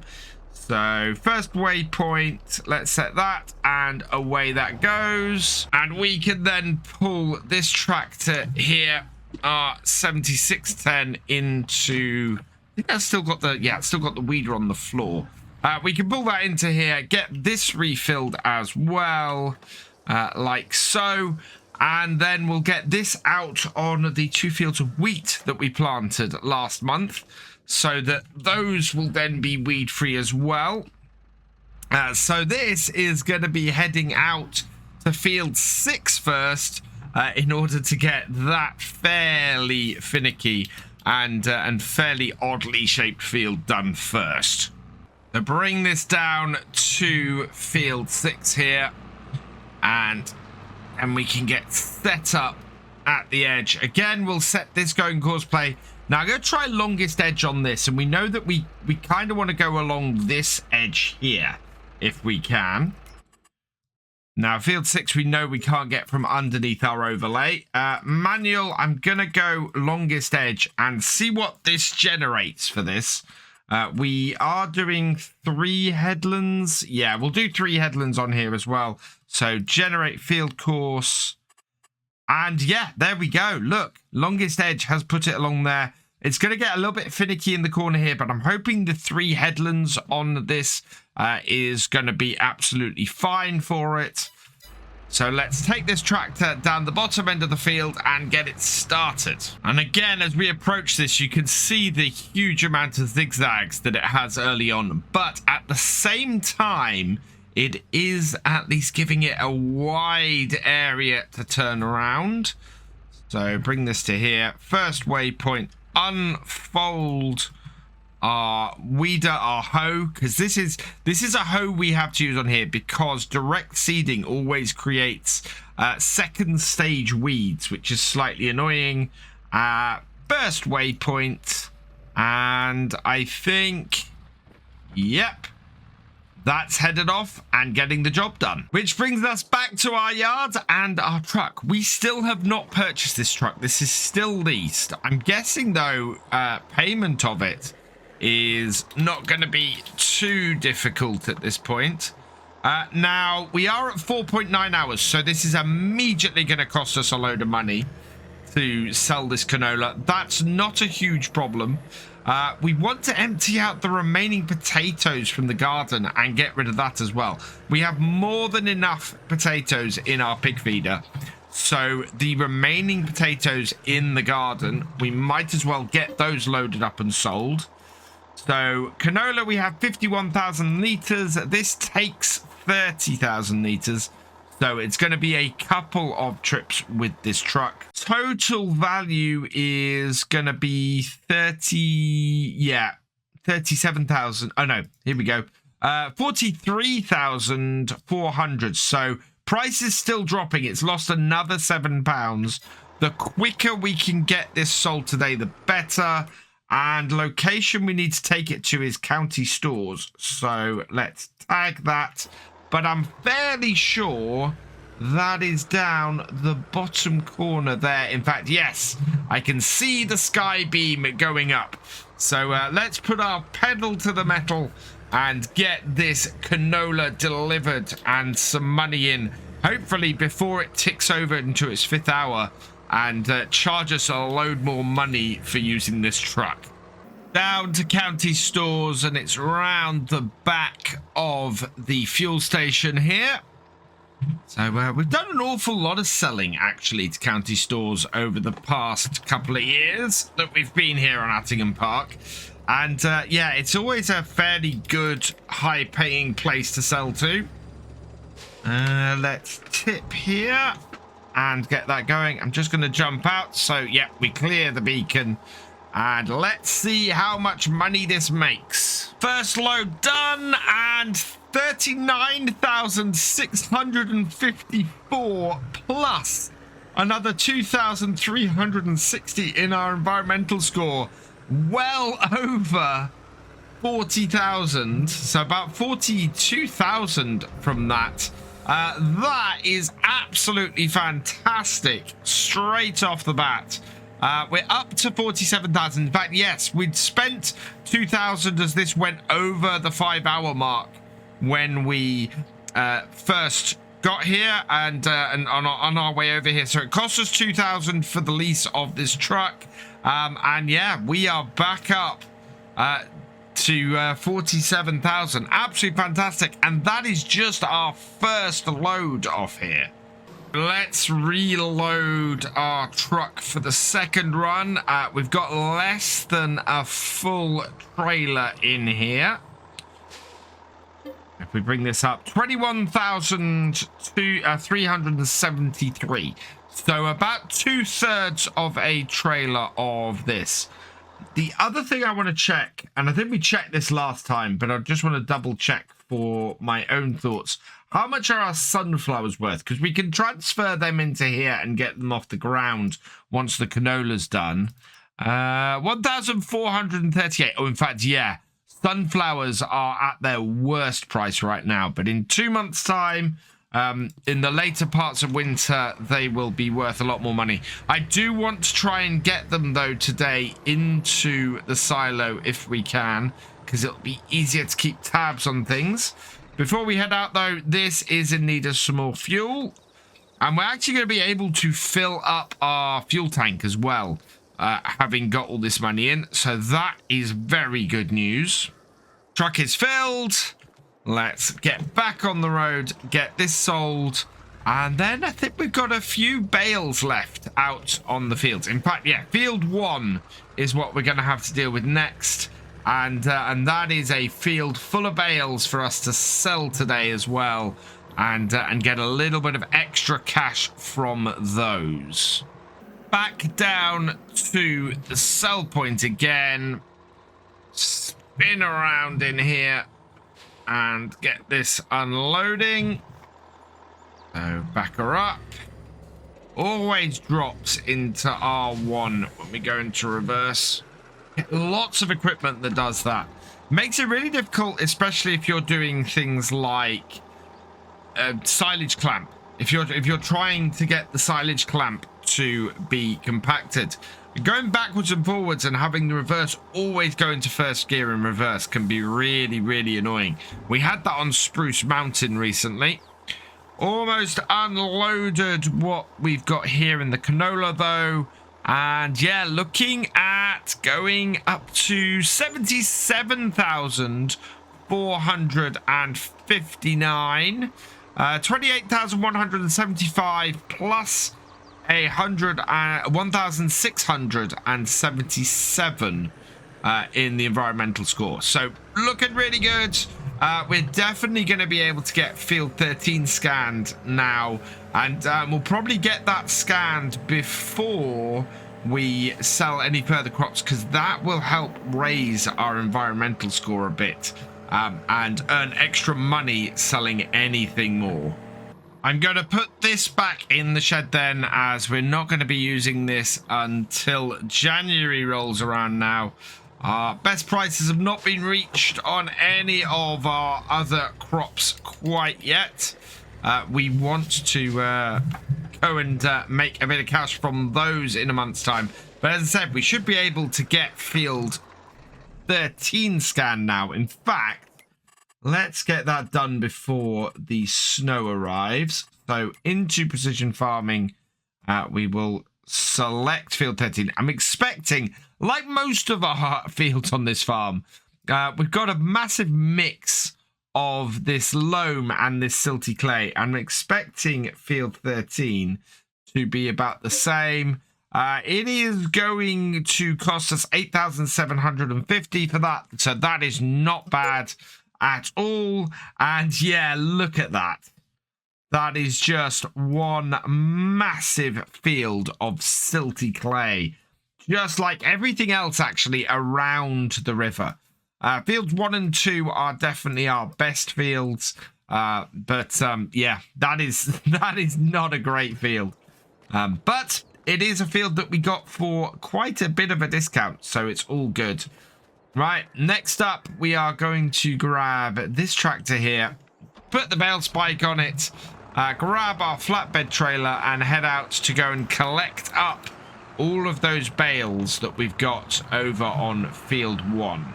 Unfortunately, before we can get doing the bales and getting those picked up, our 8340 has broken down in the field, so it is in need of repairs. Let's bring it to here and our workshop then and get this repaired. It's quite good, actually, that we're repairing stuff at this point in the year. It's kind of when I expect to normally repair stuff anyway. I like to try and spend a little bit of time going through and getting all of my equipment repaired. And you can see after a fairly hard year on it, it tends to be breaking down around about the winter time and into December.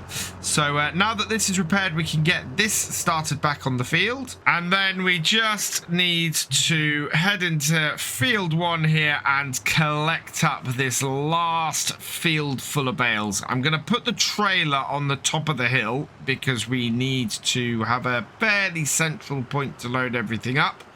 How many bales have we got on here? 1, 2, 3, 4, 5, 6, 7, 8, 9, 10. I think there's one down the bottom there. Yeah, 11, 12, 13, 14, 15, 16, 17, 18 bales. We can do 6 at a time on a level. So, in fact, yeah, easily do 6 at a time on a level. So 3 high on this should mean that we fit everything on this bale trailer from here. And we can probably then put the weight a bit more towards the back, which means we will be able to get this transported and delivered, hopefully without having to drop off the weight I have on the back of this. So we'll try going 3 high. We should easily fit 18 bales on going 3 high. And we can then go and sell this all at once. We're getting to the halfway point here of the bales on the trailer. And while I was very nervous before about stacking 4 bales at a time and trying to get them onto the back of the trailer last time, I'm less nervous about this. 3 bales seems to be fairly good. It seems to be fairly stable. And if I'm careful, they'll slot on here fairly easily. It's nice not having a huge amount of pressure to fit as many bales on here as we can. The whole thing that the bales fit on as well as they do for this field is really, really good. Do I have another bale? So I have a bale close there. So I've got 1, 2, 3, 4, 5, 6, 7, 8, 9. One in the far corner. So yep, that's exactly what I'm expecting, and they should all fit on here. And I'm really hoping I have enough fuel in this tractor to finish this job. And we can go and refuel before we deliver them, rather than having to refuel, disappear off this field, refuel, and then go and come back, because that will waste precious daylight that we have today. While we're doing this, our 7610 has finished field 6, which is great. We want to bring this back to the farm then and get this started over on field 12A, so that is now weed free as well. And that means we need to bring the tractor down to here onto the field and hopefully be able to very quickly set up a course. So field 12A, 3 headlands. In fact, on here, we can reduce that to 2. And longest edge, do me a course. No, I don't want that. I want it manual, then 90 degrees, generate course. And there we go. Much straighter, much nicer. Down to the bottom corner and unfold this. And we can get it set off. First waypoint, and away it goes. And that now, yep, will mean that this field gets weeded as well. And yeah, we are well on target to make sure we have a weed-free farm this year. The first snowflakes have started to fall, so we've got snow coming down. I'm hoping things are warm enough that this isn't going to settle. We could really do with snow-free ground for a while. It's going to cause us issues. Hopefully as well it won't cause too much sinking, because we'll have to get the weeder off the field if that's the case as well. So yeah, it's a little bit of a worrying time as far as our fields go. Now, why am I doing this with 2 bales now rather than 3? Because in a move that will surprise nobody, I've miscounted the number of bales I've got. So what we're going to do is put 2 on this side, 2 on the other side, and then stack 2 in the middle. 2 on this side, 2 on the other side. No, that should be right. Maybe I haven't miscounted. I've got... Oh no, I've got a bale down the bottom there. So yes. We still have to go 3 high on either side. But it's just, we've got to go 4 high on one side. So that is why I've taken a stack of 2 and put them on that side. We're then going to put a stack of 3 on the other side. And unfortunately, it does mean our weight is going to be front heavy, which might mean we have to abandon our weight on the back of the tractor in order to even things out. But if that's the price I had to pay for having an extra bale and earning a bit of extra cash, I'm happy to pay it. With the lower light in winter, it's getting fairly dark under this heavy cloud cover that the snow has brought with it. So I've got my lights on the tractor. Yeah, it is rather dull now. We've got a little bit of sinking going on. Certainly the ground is getting wetter from the snowfall. So that's not great. We should be off this field before it gives us a problem here. But the fields we're working, we want to be careful. Let's put this stack on the top of here. I've got no way of putting that bale in the middle, so we'll have to leave it there. It's one of those things where this tractor just doesn't quite reach high enough with this front loader arm. Right, let's see if putting this on the back here makes this wheelie. If it doesn't, I think we're all right. We're going to be able to take these bales to sell with this tractor with the weight on the back. That's not great, in all honesty. Oh yeah, look at that. Yeah, we've got no front wheel traction from that. So let's drop that off. We'll head round to the barn. We'll refill the tractor and we'll drop off this rear weight that we've got here. And hopefully we'll then be in a much better position to use this to transport these bales to sell. So I want to drop off the rear weight at the end here. I've sort of got an area now that I'm collecting bits of equipment at the end of the barn, just as a small storage space. It's quite useful. I'm going to need to drop that weight though.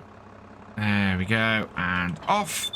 Right, that should give us now a little bit more weight, or should change the center of gravity for this tractor to be a little further forward, and with any luck we'll be able to then get this trailer going. I meant to refuel the tractor then. We'll have to do it next time we're going through the yard. We're definitely sinking into the ground a bit more now. I want to get this off here before we can't get this off here. So back it up, connect it. Okay, that is better. Yeah, we're much better now. Our center of gravity is further forward, so we're actually able to use this tractor to pull the trailer. Before we go down to sell, I want to top off with a bit of fuel. So just need to get this close enough to the fuel tank. And yeah, refuel it. We've only got 300 liters left, so I'm going to have to spend a load of money and refill our fuel tank. But with the tractor refueled, we can now head down to the animal market and go and get some money for our bales. What we got? 156,000 liters, nearly 157,000 liters on here. Hopefully that's going to make us a nice little bit of money. And like the 7610 before it, this little Zebra has done a fantastic job. I don't think this is overly powerful, this. What is... it doesn't say. Oh, yeah. Oh, it does say, but it's right behind the front protector guard for our front loader.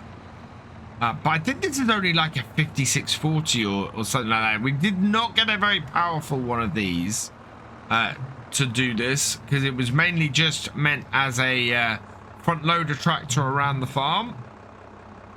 Right, let's back her up and have a look how much we're going to make for this. It's really, really nice amount of cash, I think we're going to get off here. So into the sell point. Just double check this is the best place for straw. So straw, Attingham livestock bales. Yep, exactly where we are. Currently only £2 below best price. So we're going to make 36,964 rather than 37,572 if we sold all our bales. This, of course, is not all of our bales. So let's start unclipping these as they sell. And there we go. Last stack dropping down now. And there we go. That is 13,933 plus 925 environmental score. Very, very nice little bit of extra cash in here. So let's get this back up to the farm. We are losing the light quickly. I need to check on my 2 hired tractors because with this snow continuing, I think they're sinking into the ground. As I expected, our 8340 is about halfway through the field, but it's not sinking in, which is absolutely awesome news. So the snow isn't affecting it too badly. Meanwhile, the 7610 seems to be doing okay. Let's just jump out. Yeah, that is also not sinking in. So that's really, really good. I am going to leave these two tractors then working into the evening, I think. Today, we're taking the 7810 here down to the shop because we need to start preparing our fields for next year's crops. So we are going to be getting a stone picker to go and do field 13 and 14. And then we also need to get hold of a manure spreader as well, because we have plenty of manure on the farm and lots of fields to prepare for the spring crops. So let's park this up here and head into the shop. And looking at the used vehicles today, there's not anything really of use to us. So we'll go and have a look in here and in the stone pickers. We only need a stone picker for a short period of time, and the most efficient one for us is going to be the Scorpio. We're 120 horsepower. We easily covering that with the 135 horsepower that our 7810 has. We will put the BKT tires on it and lease that. So that's going to cost us 2,652. So there we go with that. So let's head back out and hook that up to our 7810 here. Yeah, it is being December, still fairly dark at the moment. Also, most of our remaining crops are sitting at best price at the moment. Now, I'm going to leave it, I think, until January. We could sell everything now, but our weather is not looking too promising for the beginning of January. So I really want to try and do sell-offs when we're not looking at great weather. And then while we can actually work our fields, have I not hooked up my cables? No, sometimes they don't hook up properly. You need to move them about a bit and get them going. We are pulling it, but it's not pulling it very fast. That looks to me like my tires are getting stuck. Why is this not working? Yeah, hoses are connected. Maybe it just doesn't do the hoses on this. It should be okay. We've got 125 horsepower on the 8340, so maybe that will be able to do this instead. But yeah, at the moment, the brakes don't seem to be releasing on this. Yeah, seems like my 7810 wasn't quite modern enough to handle the stone picker. Thankfully, the 8340 is hooked up to it fine. So we'll take this now down to field 13 and work our way back. We can't... Yeah, we can't really leave this going on a hired worker, because these stone pickers, you set them off with a hired worker, they fill up, and then they no longer work. They just keep going without emptying. So what I want to do is head down to the fields. We're going to create piles of stones that will come and pick up later in the trailers, and yeah, should work out fairly well for us, I think. My only worry is just how much a bucket full of these stones is going to weigh, and whether we can transport them. But it also depends actually on how many we pick out to the field, because we do have a pile of stones near where the pigs are. So, yeah, we may find that we're just not worth transporting them anywhere. With only a 5 horsepower overhead, it'll be interesting to see how this copes. We're not able to drive along just towing this in 8th. So, it looks like it's going to be fairly harsh on the tractor. We have cultivated this. We threw the power harrow over it. And afterwards, we want to get some manure or some other form of fertilizer on. So let's start this up. Drop this down. And yeah, away we go. We'll see how quickly this gets filled up. Having gone once down the field and back, we are going to be about 40% full by the looks of this. Couple of fairly big patches at this point. Now, I've left space between where I am and sort of my first row, because I wanted to come back along here and get just a straight row. I think we're gonna be able to cover all of this pretty much, or all of this that we need to, with just one run back. We're gonna be doing this then at 240 degrees, 241 degrees roughly.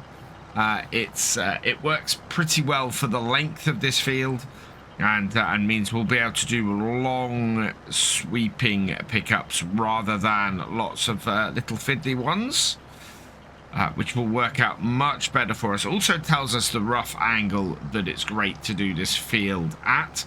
I'm also toying with the idea of just putting these stones into the river at the crossing point here, and then having a look at field 41 over the other side, because I think that might be a really great field for us to go to. As far as access goes, we can access it from our farm here and then move across. Lots of people talking about I should sell field 6, and field 6 being quite a difficult one for us to do. I don't think it would be wise to do that this year. We've got we've just put crop into it. I think post harvest would be a great time to sell field 6 and go and get the money back for that. But we'll see how we go. We'll see what we're doing, and whether that is something we decide to do later. I just want to make sure I don't put too much money into it this year to then suddenly go and sell it, because of course there's no advantage to doing that. I think my best bet is going to be to leave piles of these at the edges of the field, and then we'll come and scoop them up later, rather than just doing one pile overall. So let's bring this into somewhere where I'm actually going to be able to see it here. That would be by the side of the road over here. And there we go. Right, let's tip that out at this point and load this onto here. There we go. And away we go again. And this means that we'll be able to line this up, turn it back on, drop down, and away we go again. And yeah, already we got one load of stones off here. I think we're going to have a few loads off here. I wonder how much they'll be worth. I'm not expecting a huge amount. I'm wondering if it's worth trying to turn them into lime, though, to boost the pH on these fields. Now, I'm running across most of this field with this stone picker because, well, it is absolutely full of stones. But if you're hiring a stone picker and want to save yourself a bit of time, if your field isn't overly covered in stones like this one is, but you've got a few patches of big stones that are going to do damage to your to some of your equipment, then yeah, very much recommend that you only pick up the areas you need to. So for example, on field 2B, you can see I've got smaller patches, or field 2A actually, I've got smaller patches of the middle size stones, or the medium stones. I could just go to those patches and pick up the stones rather than what we're doing here, which is the whole of field 13. It's a much more efficient way to do everything. And even on here, the bits at the headlands where I don't need to pick up, I'm not too worried about lifting the tool, getting turned around and coming back, and then not having to go through doing that bit of the field and clearing up afterwards, because we're going to be using our drill and get everything set up on here anyway. So it all works out fine from that point of view. Just pick up the stones where you need to and get them off the field, really. We're getting fairly full again, and I kind of wish I'd emptied out at the bottom end of the field there when I turned around a moment ago. I think we're going to be okay, though. We've got 5% space, and we're getting fairly close to the end of the field. As I mentioned, you can see back there actually where I've got a few dots where I've not quite covered the full width. And that doesn't matter. So long as there's no stones in that section, it's all right. We don't have to worry too much about that. So what I'm going to do here is at 96% full, we'll turn this around. We'll get ourselves back onto the next row like that. And then I'm just going to dump the stones here. We can come up with a bucket and a trailer later, pick them up, but at least they're off the field and out of our way. And considering we're nearly halfway through this field, A, I think we're going to get field 13 done today, and B, I don't think we're going to get much more than another 4,000 litres of stone off this field. However, field 14 still needs doing. That's going to have to be done next time, but because we're going to be doing a sell-off next time, we're going to have to try and see if Courseplay does a better job with this than the hired workers do.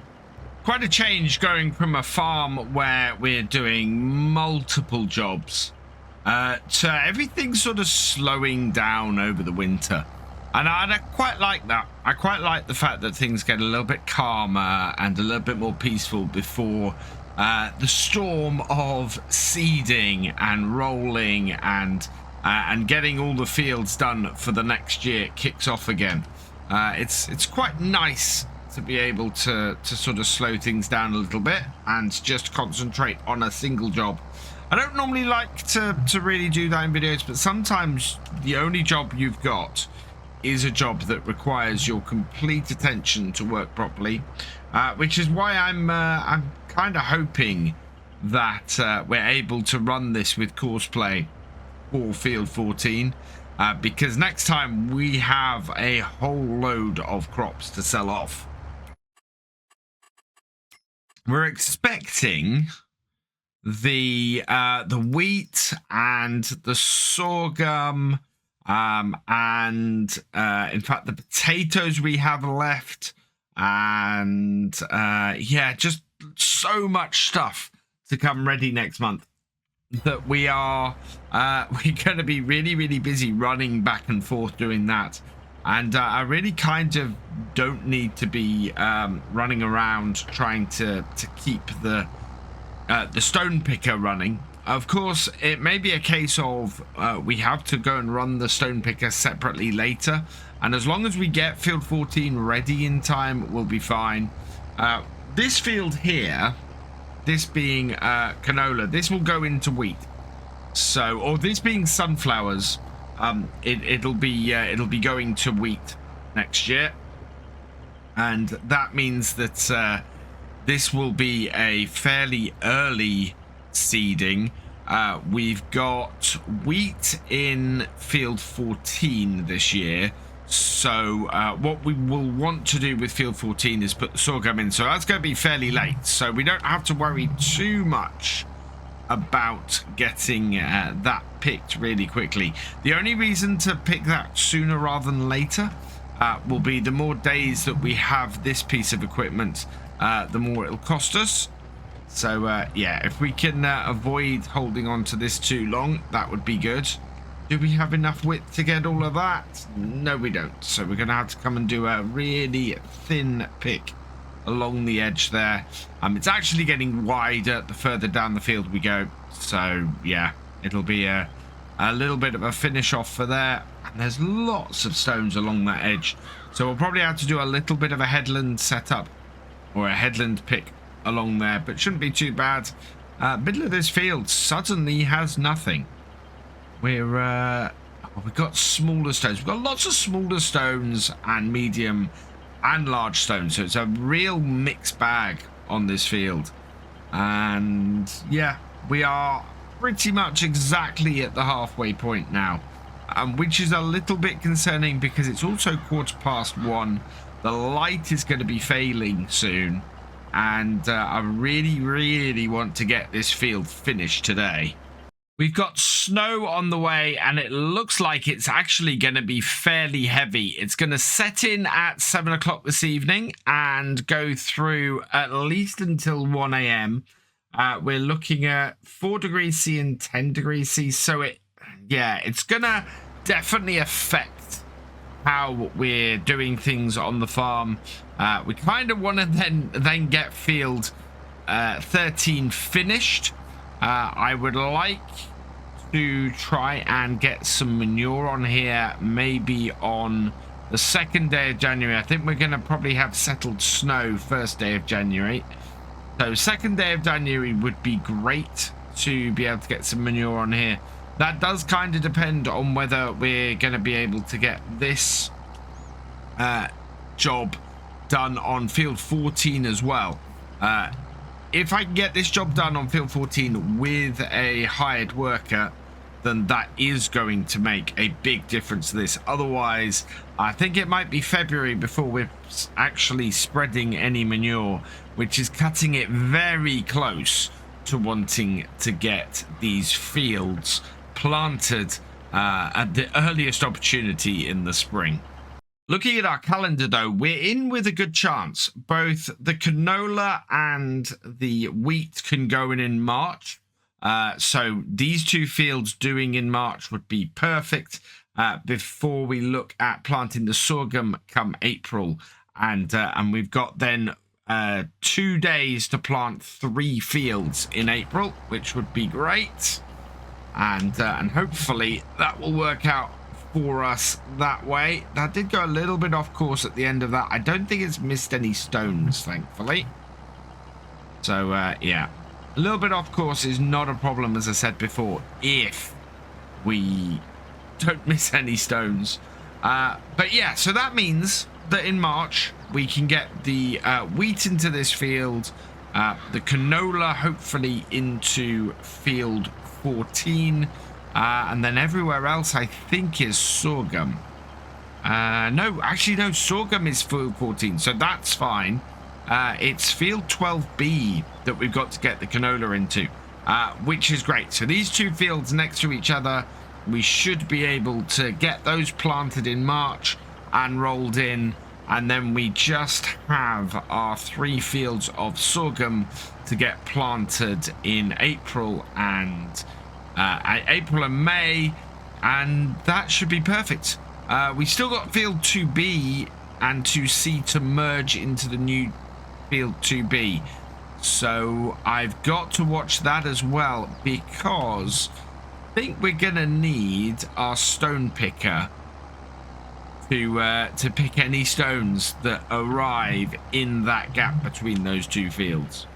We've got a great demand at county stores come in. Let's see what that is. Is it anything that we have on here? Doesn't look like it. So let's have a look here. The one thing that would really throw a spanner in the works was if it was sunflowers, which it's not. No, doesn't seem to be any crop that we currently have. Just going to flick through these quickly and check. No. No, not looking like it's anything that that we're after. And this is the only thing that annoys me about the great demand stuff. It used to be in previous versions of the game, you'd get there's a great demand for X crop at county stores or at sell point. Now it just says there is a great demand without telling you which crop the great demand is for. I'd really like to see a return to it telling you which crop that great demand is for, because it would make a difference. It would make you go, oh right, I can go and sell this now, and you know, you could then immediately jump off and do it rather than trying to search through everything that's being sold and see what that great demand is actually for.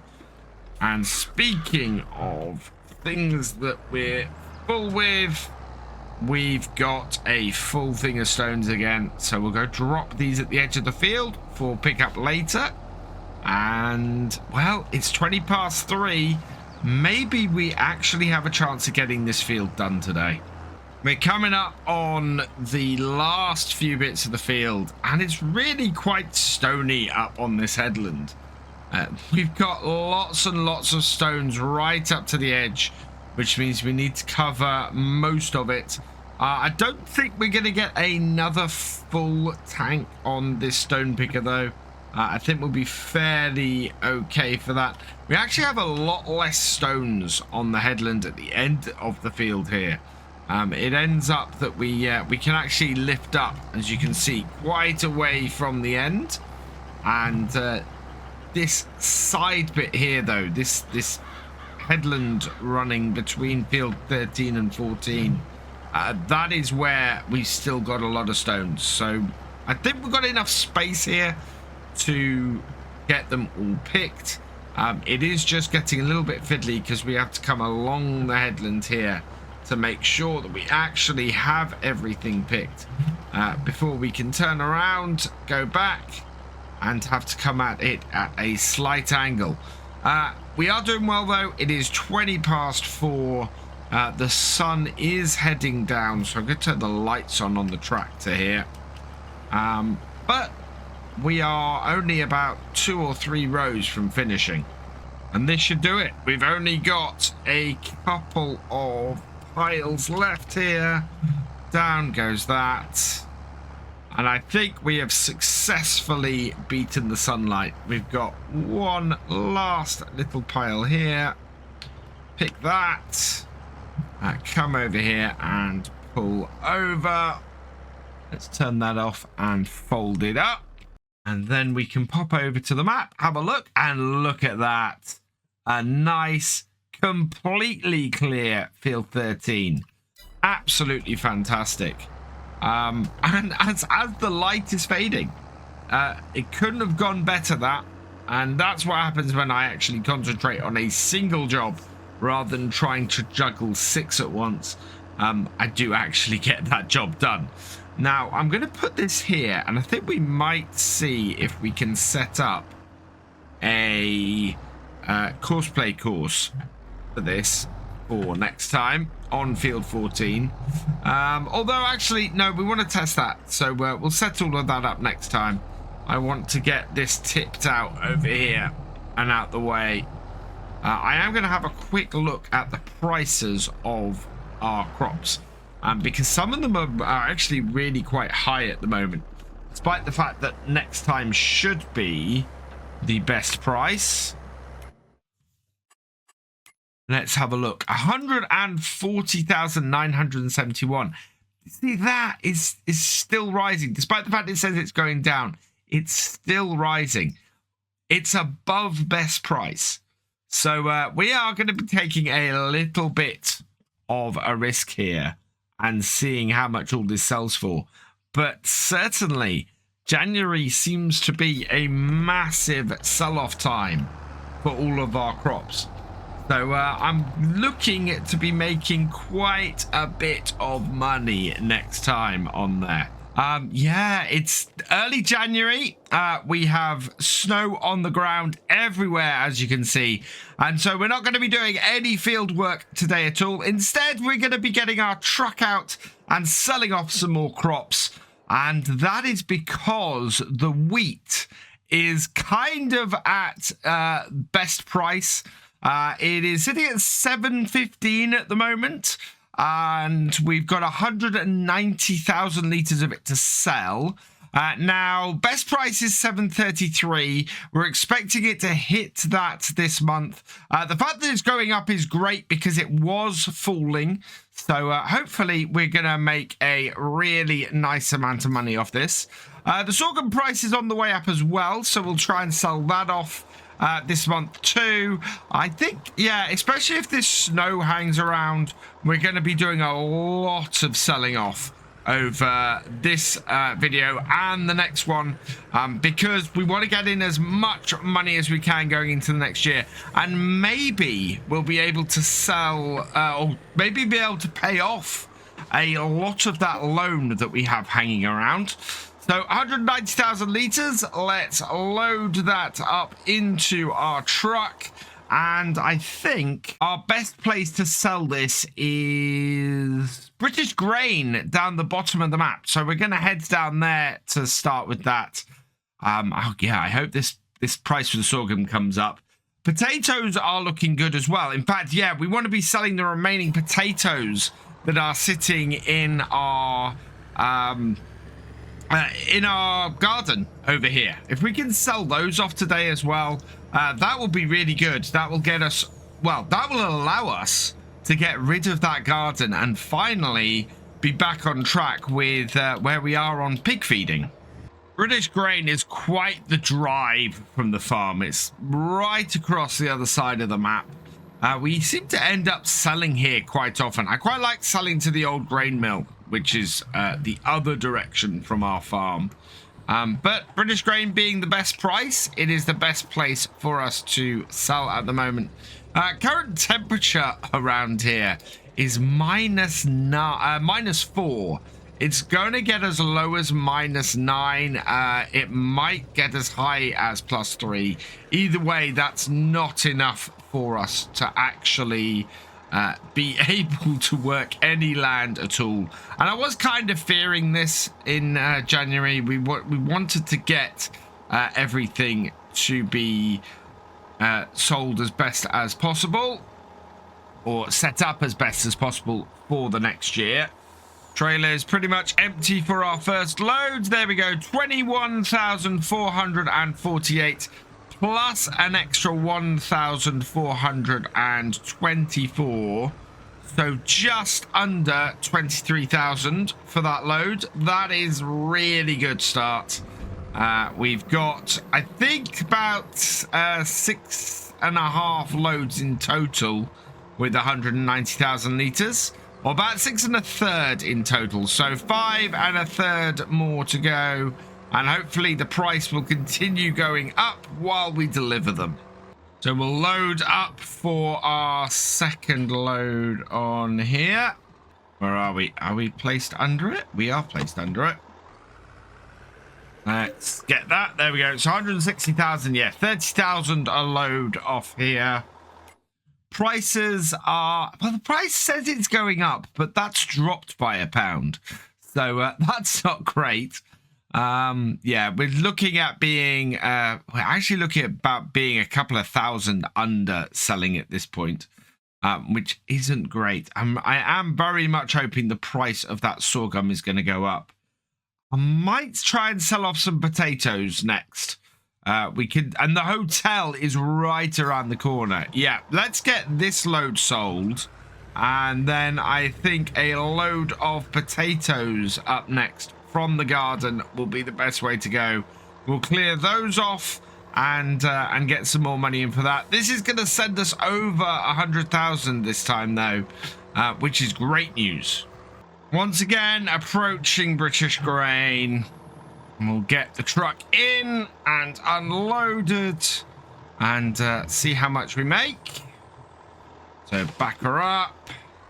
It's quite funny that there's snow inside here and we're tipping through the snow, but hey-o, can't have everything. And then tip it up there and see how much this goes for. And for our second load, 21,402 and 1,421. That is pretty much identical to the last load. In fact, it's gone down by another £1, which is, yeah, infuriating. I'm not quite sure why it shows the price going up icon for when the price is actually still falling. Now that we're back down at the farm, we need to take a quick look at amount of money that we get paid for these things. So we're looking at 712 with the price still dropping, but the fact that it says the price is going to go up kind of tells me I should hold off on the wheat for now. The price is still going up for the sorghum. The price is good for the potatoes though, and dropping. So with 41,000 litres, we can do this fairly quickly. I think a large chunk of those 41,000 litres, though, are sitting in our sorghum. It is, yeah, we've got 18,000 litres sitting in there. And it's actually out of wheat. Yeah, it could do with a small wheat top up. So I might top up the wheat slightly in there. Maybe put a bucket or two in. So let's go and take the remaining potatoes then out of here and get those loaded up. And there's a few actually just sitting in there. And we should have a few sitting in the garden itself. This has completely run out of seed. Well, it's got 58 litres of seeds. It's got 1 litre of solid fertilizer. Yeah, this is done, thankfully. So let's output a whole load of potatoes. I think the most pallets we can output on one of these is 8. So okay to that. And yeah, let's get these loaded up. Into our little classic Ford forklift tractor and easily get all these loaded up. I do like getting this tractor out, but oh man, is it a cold tractor to use at this time of year? No back on it, no heating, no aircon, just really, really cold work. But this is going to earn us a load of money, so it's worth doing. I've managed to knock that front pallet of potatoes right round. So let's see if we can knock it back. Yeah, there we go. And then get our forks under it. Doing this in the snow is not that easy, of course, because the pallets sit down in the snow and it makes it slightly harder to get them picked up. This is definitely going to be the last of our potatoes off here, though. I want to get this sold and do something else in this area. I'm half tempted, actually, to plant a woodland at the entrance to the farm here. We've not got much other use for this bit of the farm. Oh, of course. We can't run this without running on a tractor. Let's grab the 7610 here and use this. It's got some fuel in it. It does need some repairs. Partly because we've got 33 hours on this. I do love the amount of blue we've got on this farm. It's one of those things where it's just a really lovely setup that I've managed to get on here. I think if I continued on for into year 5 or you know, went a bit further, we'd probably be getting to the point where we're paying off all the loan and we can start look at modernizing the farm depending on what comes up in the shop. So I think that's where I would go going forwards. As it is, we're going to see if we can pay the loan off. Right, will that connect? No. We need to line it up with where the PTO is. Because it connects on and then allows us to connect the PTO. So there. Oh, come on. Oh, that. Nope. Don't know where the best place is. Let's move the tractor out the way and then we can see if we can position it better. There we go. Finally managed to hook it up. That took an age to get to do that. And connect that up. Right. And then jump. Can I jump into it? I don't think I can. I did a minute ago. But seems to not be doing it. So let's give it a try. And over the top. And there we are. Emptying into there. And a whole load more potatoes gonna be sold. Temperature has finally hit freezing. So we're at 0 degrees and the snow keeps melting and resettling. So it's sort of dropping out and in on a regular basis. However, it's having very little effect on what we're doing here and the loading up that we're doing. So we've got the last 2 pallets of this first lot. So let's leave them to unload and we'll pop back into the garden here and have a look. Open up. We've still got 29,000 litres of potatoes in here. I don't know where that storage came from for that. But, oh, why did I not unload those? We want to get those unloaded. So, yeah, another 29,000 litres of potatoes is fantastic. up to another 8 pallets. Okay. So that takes us down to 21,000 litres in here. I'll tell you what, I will not be unhappy to see the back of this. These have been quite a chore to keep working through and keep going. Yeah. And while the gardens are great early game for extra bits you need, I think the further you get into the game, the bigger of an issue they become for the amount of time it takes to look after them and work them. I mean, considering the amount of time it took us to empty 2 trailerfuls of wheat and the amount of time it's taking us just to fill 1 trailer full of the potatoes is just massive. End of the second lot of potatoes, so leave that there to empty and go and grab the third lot out.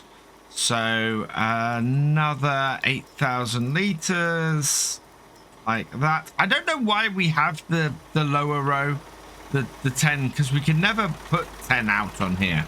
I think it must be for productions that can produce a lot more than these gardens can. Because that, of course, is the production extension that allows us to do that. Sitting in that bush. Right. And after this, we'll see how much more space we have in here. Oh, yeah, in this trailer. And then we will only output that many pallets so that we can maximize how much we have left here. And I think what we probably do with the ones that we have left here, we might just go put those into the pig feed and just sell off a single trailer here and save ourselves a little bit of time. Last 2 boxes from this lot. And there we go. How full does that leave our truck? 23,000 litres, so we can take another wow, we can take actually quite a lot. Another 6,000 plus, I think. Just under 7,000. So okay, we'll take 7 pallets out of that and finish filling this up, and then we'll go and sell it and see how much these potatoes are worth, and hopefully by then the price for the wheat will have gone back up. I'm so pleased I didn't get rid of this little tractor. It's just been really nice to have it as something that is useful around the yard, meaning I don't have to switch the front on the zebra all the time, and just, yeah, just great to have kicking about for little jobs like this, where we need a second front loader most of the time. Of course, once we get rid of the garden, I'm not sure there is a huge amount left on the farm for this tractor. Both this tractor and this conveyor pretty much have been used exclusively for these jobs. And so, yeah, I don't know if there's a huge amount of work for either of them left around here. So this might spell the end for this little Ford 2000. Right, that is all of that on there. This should now be full, I think. Yes, 30,000 litres. So let's go turn off the engines. Turn off that. And turn off this. I don't think you can actually turn that off while it's running on that. And let's have a look at the price. The hotel, which is just around the corner. We've still got 10,000 litres kicking around. Price is starting to go back up on the wheat. So, yeah, this has been well worth it. Hopefully that's going to top out. The sorghum as well is going up, which is great news. So, yeah, let's go tip this and see how much we make from this big trailer of potatoes. We'll stick the rest in here today as well, but we'll go and put it in for pig feed because it's good to keep our pig feed topped up. And we'll see where the price for the wheat and the sorghum goes Hopefully we're gonna hit that best price. I'm really hoping. Sell point for the hotel should be around the back here somewhere, I think. Ah, yeah, there we go. Potatoes. So back that up. Over onto that. Is it going to... No, oh, no, had it for a moment. There. That's a really small point. There. Right, let's sell these potatoes off and see how much we make. That was weird. That closed down really fast. I'm wondering if this is an odd sell point that has issues. Oh, yeah, look at that. So it's selling off a little bit. Let's bring up this and see if I can see where my actual sell point is. Okay, I think we want to be straighter onto that then. Yeah, sometimes you have to get yourself right onto the sell point and right onto the trigger in order for it to work. This seems to be one of those. Yeah, it's not recognizing it, which is ever so worrying. Yeah, potatoes not accepted here is weird. Maybe it's actually on this back door. All right. Let's see. Back it up to here. No. Potatoes not accepted here. That's weird. Why can I not sell my potatoes? Is that the sell point right down the bottom here? Because I was expecting it to be this. Or maybe not. Oh, no, it is. It does seem to be a sell point right. Yeah, right in. Oh, wow. That is going to be a very hard sell point to hit. It looks like from where this sell point is and everything, really what I need is is what I had them in originally. There's no way I think that I can actually hit this sell point and keep it unloading. And it's a tiny sell point to hit. And yeah, I don't think you can hit that with this trailer, unfortunately. Right. So, second best place to sell potatoes, I hope, is just as good a price. Let's have a look. We've got the hotel at 381. County stores is at 370. Pig food production is my pig food production, so that's no good. Sweet potato, though, that is just a couple of pounds off. So we'll tag that and we'll head down there and we'll get these potatoes sold. So sweet potato here is down by the old mill. We'll just back ourselves in and get these sold. Yeah, over that way. This should bring in a nice amount of money. It's not quite 30,000 litres because we sold a little bit at the hotel. But it should still bring us in a decent amount of cash. Clear off the tag and let's see what this makes. There we go. 10,834 plus 719 environment score. That is not bad at all.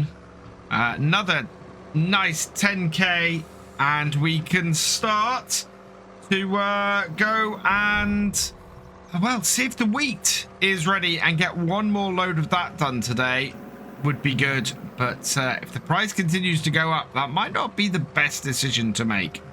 The snow is definitely melting at this point. It's 3 degrees. And yeah, you can see as we get back into the farm that around the farmyard itself, it has completely melted. So that's good. That will help free things up. We do have a few potatoes in here. What I'm going to do is get the rest of the potatoes out of here. Get this unloaded. Get rid of our garden. And go from there. Yeah, we've only got 7 more pallets. And that's not 7 more full pallets. We've got 6 full pallets and 1 small pallet left. So we'll get these loaded up onto here. Get this put into the pig production because it won't make us a huge amount of money to try and sell them. Not worth the time and effort of getting our truck moving. And then we can possibly sell either some sorghum or some wheat at the end of the day to make us a little bit more cash. I think what we're going to be doing next time is probably selling off the rest of those because, as I said, January, best price for those items. If they don't top out today, they're going to top out tomorrow. And as a result, we'll want to get all that done. But we do still need to get the stones off field 14. So it's going to be a mix of doing that and selling off crops. Because, well, we want to get ready for next year. Our final pallet of potatoes, marking the end of the use of the gardens on here. We can get that sold off now and done and dusted. Perfect time to draw a line. I think going forwards, what I would probably do is put like potatoes in field 3. Maybe, and get them done in there. Right, let's pop into our construction menu here. We will sell off the open air gardens. So 903 for that. So sell that. Yes. Okay. And that then is the gardens all gone. Done, dusted, and finished. Let's go put this in the shed and put this away. And we'll probably actually need to go and put the other bit away as well. I think that can probably go in the same shed as the sunflowers are at the moment. So we'll put this into here and turn its lights off, and away that goes. And then here I want to disconnect that like so. Yep. And then we should be able to get this tractor hooked onto the back and go and move this out the way. What exactly would I do here? You know what, it's very tempting to rework the entire yard so that the whole thing shifts more this way. Whoa, let's not send that flying over. Because yeah, there's almost a field's worth of space out this way. Not that I think I'd like the pigs right next to my house, but yeah, there's quite a lot of yard space here that could possibly be used for another small field, depending on how you worked it. I would have to have a look and see what I thought, but that wants to go in there. We might have to move that around a bit when we're wanting to get this out, and our 7610 can go back in this shed over here.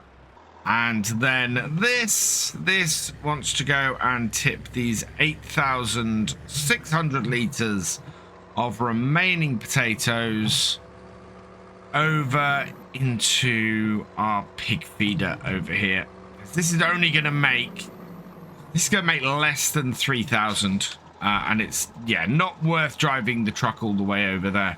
I mean, we spent 2,000 on this truck. Just getting those other potatoes sold, so we'll leave that there like that. And we are up to £128,000 today, with our amount still going up. I mean, we are still in a very good place. Do I want to park this in here? Yeah, we'll park this in here overnight. I don't think there's much more we can do today. It is 4:30. It is getting fairly dark. I do just want to review everything. So let's have a quick look. And sale prices at the moment, yeah, wheat is again going down. So, yeah, I think we're not going to make as much money on the wheat as I'd like. Let's have a quick look in here at this. 713, 714. Show price fluctuations. It is dropping a bit, but the old watermill, the price is going up. With any luck, that will continue to go up into tomorrow and earn us some more cash.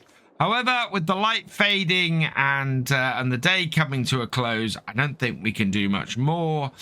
Today, we are going to be continuing with getting all the stones picked up. This time, we are going to be doing field 14. I'm hoping very much that I'm going to be able to get this to do with course play, and we'll have a go. Look at the number of stones on this field, though. 14 is particularly bad. So let's set this up with a new course. 5.1 meters. Yes, we're going to do the center first. 4 headlands seems about right. Longest edge. Generate me a course.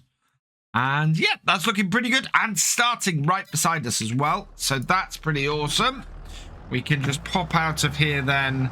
And oh, we've got that turned off. There we are. Start point is here. Let's unfold it. And what I'm hoping is that course play is going to tell me that this is full and we have to go and empty it. It took a little while on field 13 to fill up, so I'm hoping we're going to have the same thing here. Somebody also put in the comments for the video that we last did stone picking that we might be able to empty into a trailer with this. So I think we're going to give that a try as well today, see if that will work. First waypoint, and away it goes. And with any luck, this will let me know when it's full. In the meantime, as I'd feared, the prices are dropping on the wheat. If we have a look in our stock check here, it's down to 696 overnight, which is not good. That is quite a big drop. It's going to cost us about 5,000 our delay. The sorghum is at a really good price though, so we'll probably try and get that sold at the old watermill today. But yeah, the wheat's got to be sold first because that is just dropping and costing us. So we'll bring this over here. Quite nice to not have to contend with the snow today for this. And we've still got just over 4 loads of the wheat to go. So yeah, waiting was not the option really we should have chosen. And we'll see where we are with it. We're still going to end up with a really good amount of money. I think we're going to end up with about 250,000 after it. So that will play very, very well for us. And our best price to sell is once again down at British Grain. Still have quite a bit of a clinging of snow to this, despite the fact the snow cleared off everywhere else. It is one of the downsides to the dirt mod, is that it does actually leave that on there. Or the real dirt mod, I should say, because the dirt mod, that is more... Oh, no, the dirt mod is the one I'm talking about. I was thinking the mud mod there, and now I'm rambling. With the trailer empty and the rambling done, £20,842 plus 1,384. So, yeah, we made 23,000, just shy of 23,000 last time for a full load from this. We are not reaching those heights again. We're, well over £1,000 shy of that. One load down. Time to fill up with our second. There we go. 100,000 litres left. So that's 3 more trips. And I think we'll look at possibly putting the last 10,000 litres in for pig feed. Just to top that up, just to make sure that there is enough pig feed for the year ahead. But 30,000 more in our truck. Let's go tip that down at down at British Grain. And before we get down there, our stone picker is up to 99%. So we want to see exactly what happens when this hits 100. It is so close. I don't know if it's going to do it before we... before the end of this row. No, it needs 1 litre to do that. And I've no idea if it's gonna do it. I'm hoping it's gonna say full at this point and then be done. It's turning around all right, so that's good news. Down we go, and we are... There we go. Needs to be unloaded. Absolutely fantastic. Let's go and get a tractor and trailer. I have no idea if this is actually going to work at all, but I think it'd be a really good experiment. I like doing things like this. So if people, if you want to ask a question in the chat, in the comments below, I will do my best to answer it, because quite often it's a question that I'm not sure about myself. So we will stop this and reverse this up here. So we've got our tractor and trailer in the right place. Is this going to give me an unload option? Yes. Oh wow, that is absolutely brilliant. So yeah, if you are using this stone picker, it will unload into trailers. That is absolutely brilliant. So there we go, question answered. If you wanted to know, will that stone picker unload into a trailer? Yes it will, and that means we no longer have to put piles of stones at the side of the field. We can just unload into our trailer. Whether our tractor takes this stone, that will be a big question. I wouldn't have thought that we'll get a full trailer load, but certainly it seems to be handling it fairly well. So I'm going to leave the 7610 down here, and we'll unload the stones into this as this goes.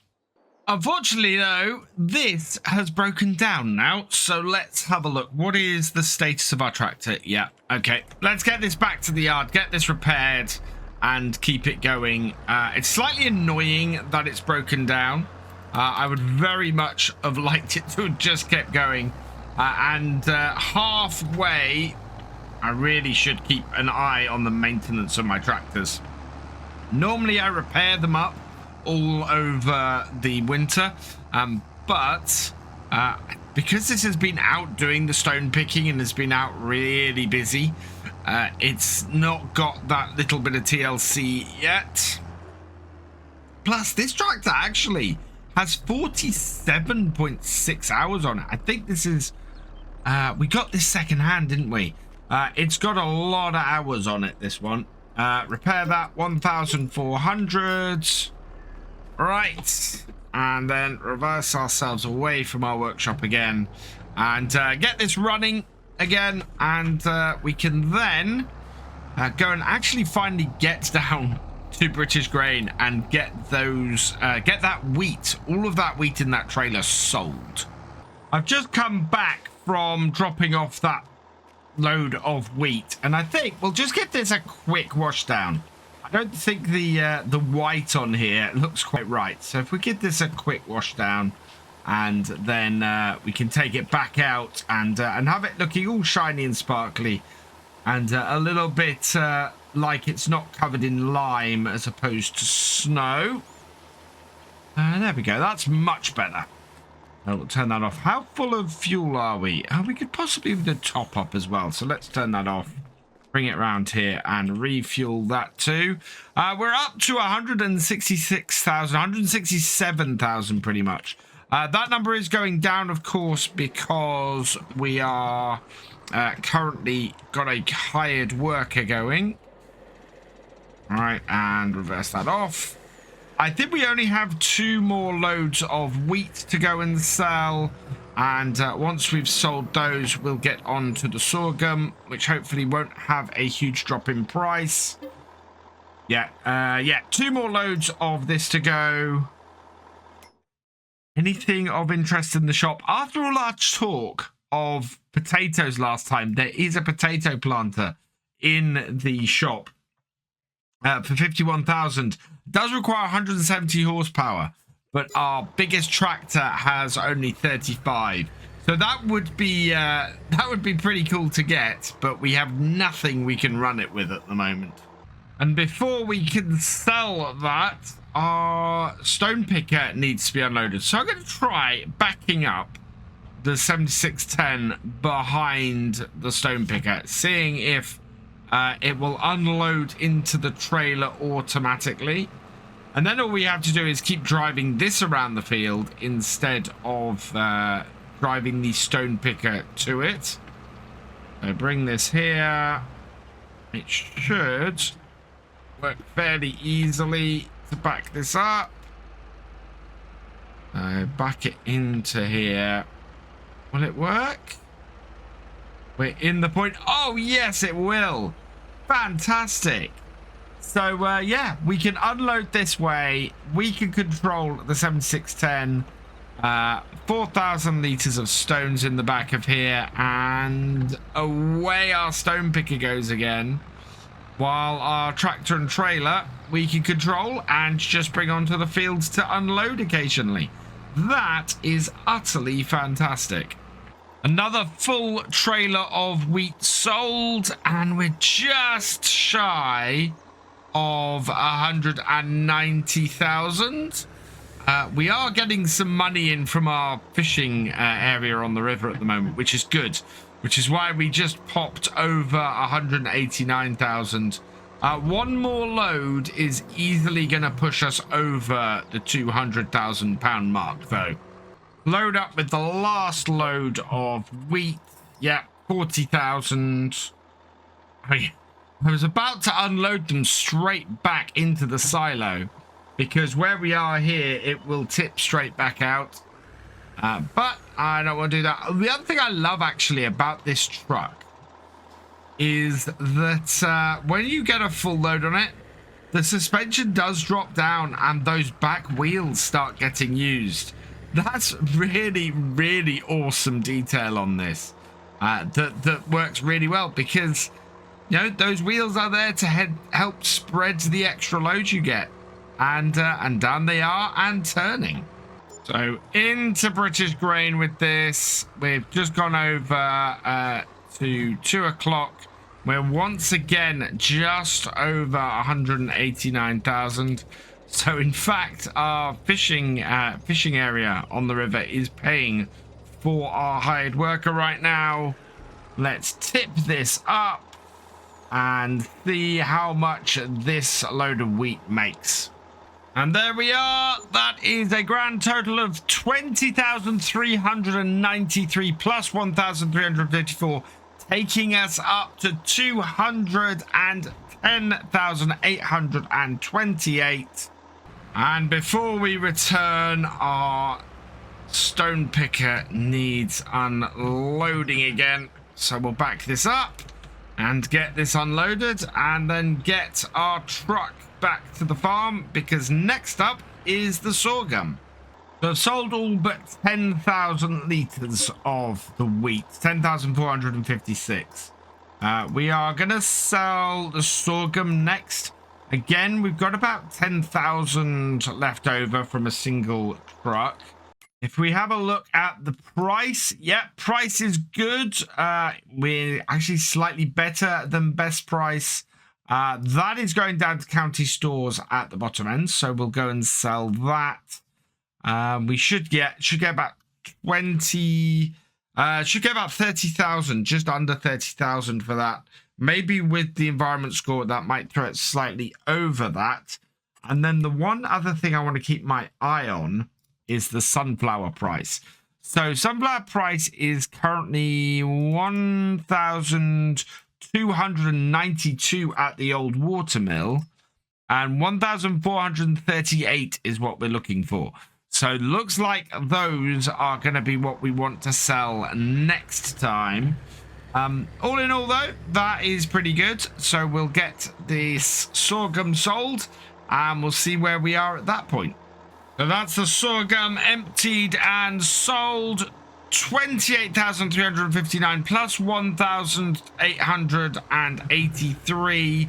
So that's, yeah, just over 30,000 for that, taking us up to a grand total of £241,012. Absolutely brilliant. That has been a really productive harvest this year, and we still have a little bit of both wheat and sorghum left. I do want to put that in for pig feed. I think that will help us keep the pigs running, and the pigs earning us a load of money. So we'll go back, we'll fill up those, and get that into the pig food mixer, and hopefully that then is going to give us plenty of pig food to keep the pigs going as well. So on our way through, we'll pick up the wheat first and drop that into the pig feed mixer. Oh, we're not quite under the spout, so just a little bit more maneuvering. Where is... Oh, fantastic. My stone picker I can see is at the end of the row, so that's going to be really easy to empty. So let's fill up with the remaining wheat. And while that's doing, we'll bring this round and get this loaded up. I have got the trailer weight limit on here. So I'm expecting when this reaches a weight that the trailer is maxed out on, that at that point, it will stop me unloading from here. At the moment, though, we are just unloading really well. And there we go. It's empty, and we're up to 8,000 litres, so it's not complaining yet, and our 7610 is still managing to pull this forwards. So yeah, we'll keep that going, and we'll get the wheat tipped into here so that we have a whole load of pig feed. How is our pig feed production doing? We've currently got 43,000 litres of pig food. And this will start processing pig food now as well, which is great. We're going to be putting a whole load of wheat in. Oh, we're putting a whole load of wheat in. We're going to be putting a whole load more sorghum in. It's just the canola that really is going to stop production at this point, which is fine. This will be more than enough to keep us going. So sorghum as well. Get that loaded into there. And yeah, that is a successful day. 241,054. We've got to sell off the sunflowers. Probably next time. We'll see how the price goes, because the price is currently nowhere near where we want it to be to actually sell the sunflowers. We still got to combine field 2B and 2C and get the stones off that, because that is going to throw up some stones there. So that one's doing, and all in all, I think this has been a pretty successful day. Today we are going to be loading our truck up here with the sunflowers, because sunflowers have hit their best price, and I'm hoping that that is going to start loading up in a moment. Let's maneuver this a little bit better. It's getting it under that point. It's trying not to hit the actual bit itself. Right, that is definitely in place now. So let's get this overloading. Right, and unload. But yeah, that should now empty that out, and we can go and have a look at the rest of things here. So what we want to do is we're going to need to get some lime on some of our fields. So field 14 and 13, you can see here their pH levels are a little bit below everything else. So we need to get some lime on there. And thankfully over here, we have quite a large trailer full of stones. So we're going to try and convert these stones into lime. And speaking of stones, we want to get this running as well. So we'll put this on the nearest waypoint. It's got 30% full, so we'll have to empty this in a bit. But I think the perfect place for us to put some sort of lime generation is going to be here. Now, we can get rid of all these concrete walls. We could always put new concrete walls in ourselves. The best thing for us to do is to sell this off Now, I'm slightly worried about what this is going to remove. So we'll sell that. Yes. It doesn't give us anything. And I think it removes all the other decoration. Oh, no, it doesn't. So actually, we're fairly well off with that. That has got rid of that. We've still got our shed over there. We've not lost any other decorations around our farm or anything, I think. Yeah, no, that is a separate thing. That is absolutely fantastic. So now we have space around here. We didn't get any money for that, unfortunately. What we can place here, though, under factories, I have got hold of this mod here, which is a great little one for creating lime. Now, we can put it pretty much anywhere here. So long as it doesn't overlap this line, it's good. So I'm going to place it about here-ish. Looks like it's going to raise the floor a little bit. So we'll put it there. Should be good. There we are. So that construction cross there. We have this on this side here. So what do we need to put in here? We need stones and water. Well, stones we got plenty of. And consort, and water we also have plenty of. So let's pop around and go and put the stones in here, and then that will free up our tractor and trailer to head down to the field and probably empty out whatever's sitting. Well, I think we're going to have another full collector with after not too much time. Just back this up to here. And it should give us a tip. Yeah, there we go. Tip that up. And those will go into there. We've got a pile of stones in the back here. So we're going to get these collected up as well. And get those into here too. And yeah, I think we're going to have a fair amount of stones to put into this bit. So I'm going to take this back down to the field. We'll go and keep emptying our trailer.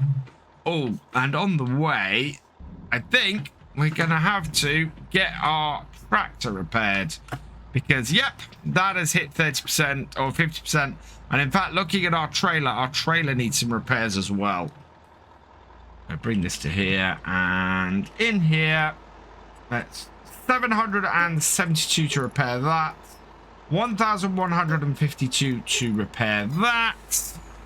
And then away we can go with a fully repaired tractor and trailer.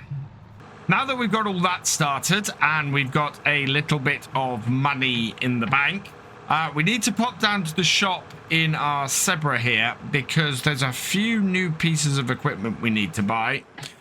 We've got a lot of manure available to us on the farm, so we need a manure spreader. We need something to collect it in, and we're going to need something to collect stones in as well. So popping into the shop, looking at manure spreaders, I have downloaded one which I think is going to be perfect.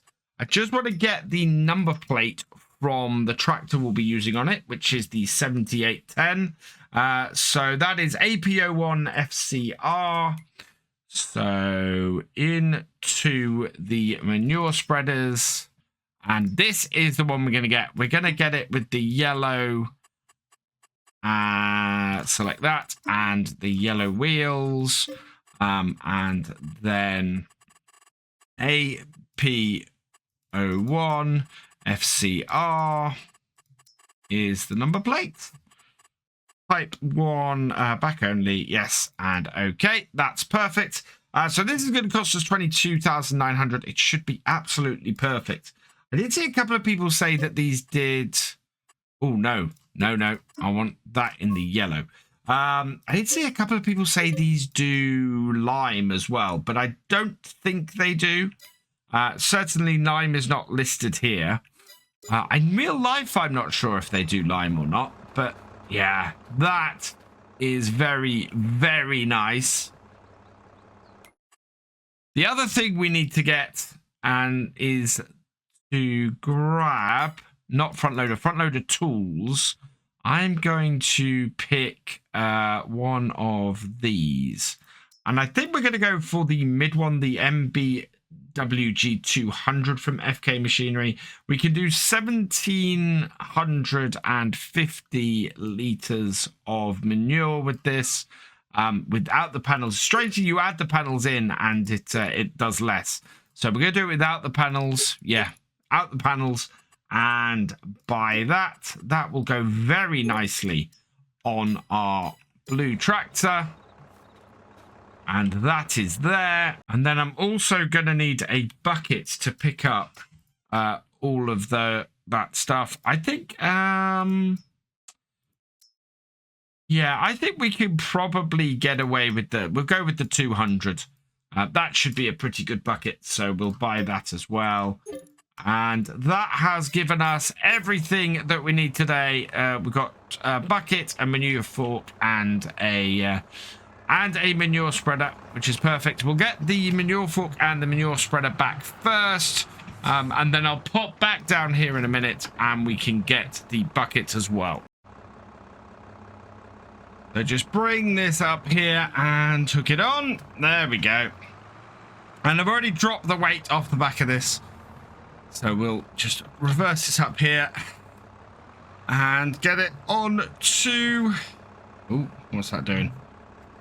Yeah, all right.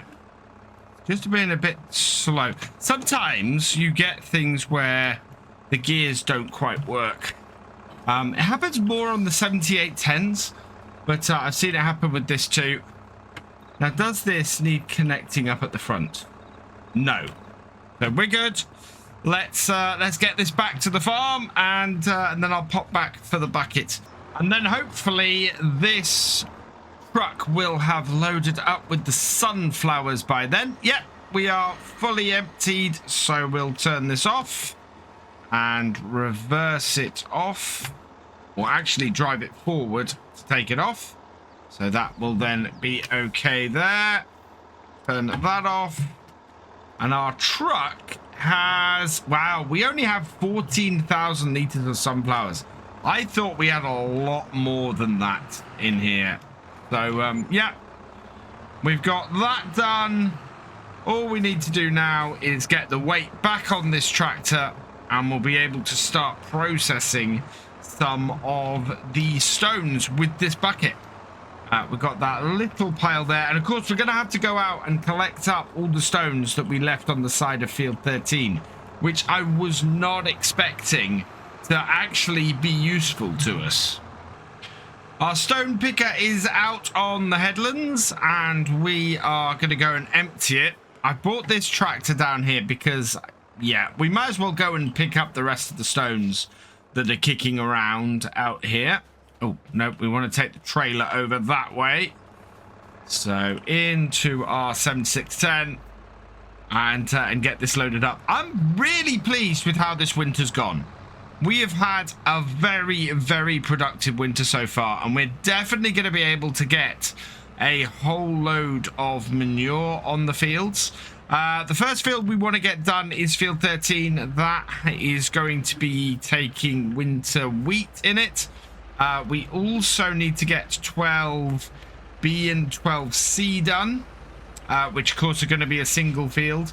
So we've got to get the stones sorted on those too, because there are a few stones on them, and we're definitely going to get some stones from doing the middle section of them.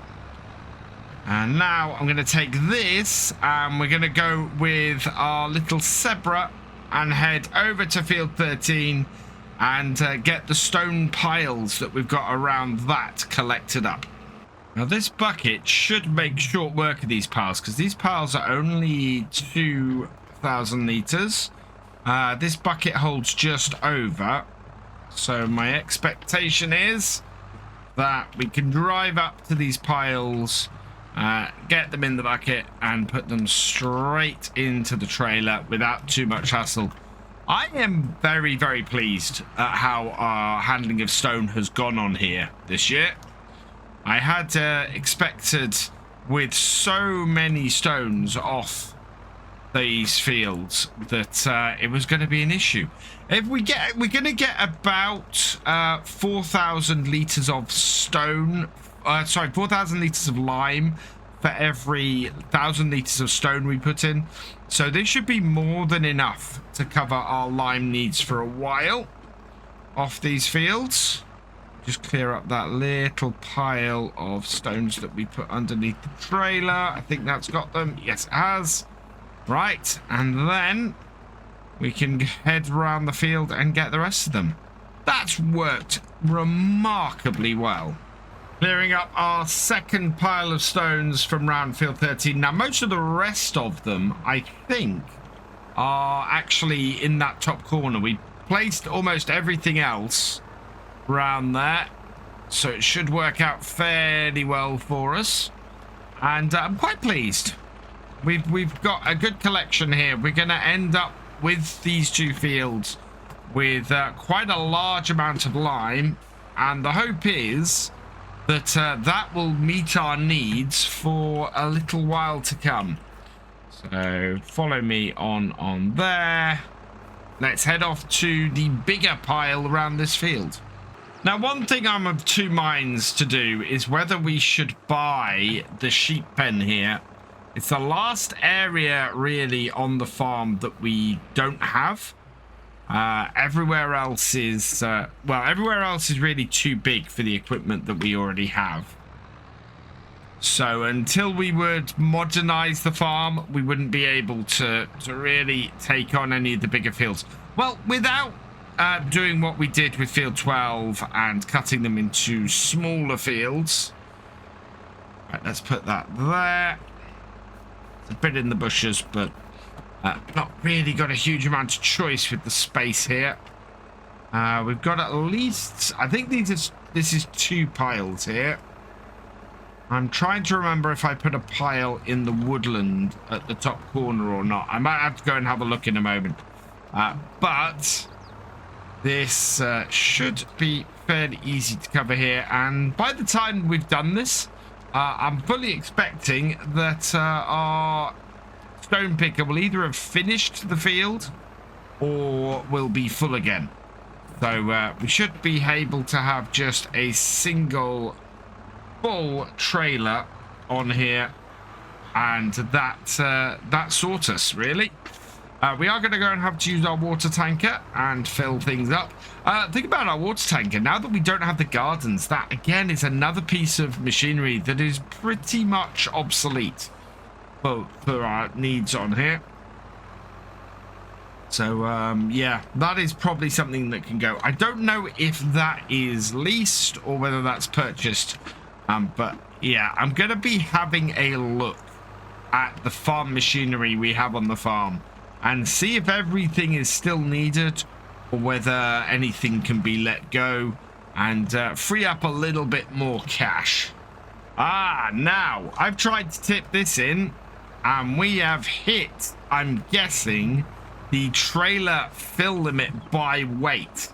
I was wondering what value that was going to be for stones with this Marston trailer. Let's turn that off because we're going to have this pile here to deal with. 9,267 liters is the most stone this can hold. That's nearly 40,000 liters of lime we're going to get from the stones. That's brilliant. That is going to save us such a huge amount of money when it comes to us doing lime. The one thing I'm going to have to research, because with this much lime, we're going to need a bigger lime spreader, is can our manure spreader also spread lime? Because if it can, that is going to be fantastic. I should clarify that what I mean by that is in real life, can our manure spreader spread lime? Obviously, from what we know on here, lime is not an option on it. If it is an option in real life, then I need to make an adjustment to it and get it changed. Because yeah, I think having that spread lime for us this year rather than that tiny little fertilizer spreader we've got would be a much better way to go. And that has tipped all of those stones in. So I'm going to head back to where we were loading up and get the rest of that pile. And I think our stone picker will have finished by that point, and we can go and empty that as well. Right, let's bring this over here, and then we can load this up and get this all cleared. There's still a couple of 1,000 litres here for us to load up, which is good news. So much lime that we're going to have off this, but we need a fair amount because we are a little bit low on it. Right, that's one. And then the second. Wow, yeah, there are more than a couple of buckets here, which is good news. Load that up. And, oh, wow, no, too far forwards. Whoa. Did we actually put any on the floor? Nope, we still have a full bucket. Good. We caught it before anything actually fell out. And as we collect up the last of it, the stone picker has finished work as well. That's just really good timing. I'm very, very happy with that. So let's get this turned around and we'll head back over to the stone picker. I'm actually going to go around the edge of field 13, between field 13 and 14, just to check that I've not missed any piles of stones that I'd left on the side up by the woodland over there. I think I brought them all back here, but I'm not 100% sure. So I just want to make sure that we do pick everything up. This is very, very nearly full, this stone picker. But this line here that we've taken down between what was field 12B and 12C, I just want to run this down here because there are a couple of piles of stone down this that should then top this off, and then when we come back here we can drop it into the trailer. Now, one thing I note is I've just gone over a patch of stones that were actually on the field themselves, and it hasn't lifted them. So yeah, we're gonna have to get our power harrow onto the edge of this field, get the areas where there are some stones on here, because there's a couple, get them worked and see if we can't get those up as well. All the ones that we've got on here that have been brought up though by the new piece of ploughing, that is sorted, so that's good news. Let's turn that off then and fold it up. In fact, let's not fold it up because I want to demonstrate what I'm talking about as we come back. There is a pile of stones about 2/3 of the way down here. There they are. So yeah, we've got all these stones here. Turn this on, drop them down, and without it working the ground, it won't pick them up. So yeah, we need to empty these out, and then the patches that I've got on here, we'll bring a power harrow down, we'll work those patches and get these picked up. Also means we're going to have to work field 2B and 2C because there are stones all over those two fields. And before I put this year's canola into those, nope, this year's sorghum into those, so we've got plenty of time. I want to get the stones picked on those as well. Back to the yard and back to our lime generator or our stone crusher. Now, in this corner here, I hid a big pile of stones, so we can start getting those collected up and put those in as well. I can see my 7810 coming, so I'd worker and stop you. Then we'll just reverse this round. This has been a really, really successful job getting these fields cleared of stones. Kind of wish I'd been able to, or wish I'd realized that I was able to put course play on field 13. We might have got a little bit more done from that point of view if I had, but it's not the end of the world. We got a lot done over the last couple of days, and as a result, we're actually not doing too badly. Let's move this out the way. Like so. And then I can get these stones loaded up into here. And yeah, then we just need to go and get some water. And we can probably use the 7610 for that job, to be honest. Originally, these stones in the corner here, I absolutely planned to abandon and never touch. The fact that we're now trying to find out exactly where they are and clear them out is, well, amazing. I didn't think that these stones would come into this much use, but the pure number that we've had off field 13 and 14, we must have got...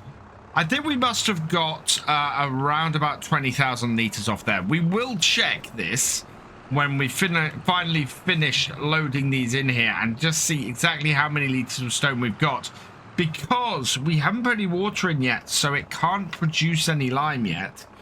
And it will be an astounding amount for us to use, and will help us get both of those fields up to speed with the rest of the farm. I think I can see one very small pile just the other side of the tree that it's actually proving very difficult for me to pick up. Let's get that right on the ground, and there we are. Don't think there are any more in here. Let's just back this up. Only in 16 litres. Let's have a look through the bushes. No, I think we've got it all. I think that's everything that we placed in that corner. So, what is the grand total of stone that we have so far that we can process into lime? Let's dump that in there and pop round here. So just shy of 30,000 litres. So we're going to have over 30,000 litres in here. That means we should produce... Wow, we should produce over... twice. So it's twice. The listing is slightly wrong on the mod hub. Yeah, we should produce about 60,000 litres then of lime on here. This did get adjusted a little while ago, but that's great news because we need all that lime, to be honest. So let's go and see if we can't clear up the last few bits and get the bits between field 12C, sorry, 2C and 2B here ploughed, and then sort that out as well. So I've got the power harrow now on the back of the 7610, and I'm just going to go and find the spots that we've got on here that have stones. So we'll turn this on, drop it down, and forwards, and then pick up. And that should just be enough for our de-stoner to pick these stones up and clear this up.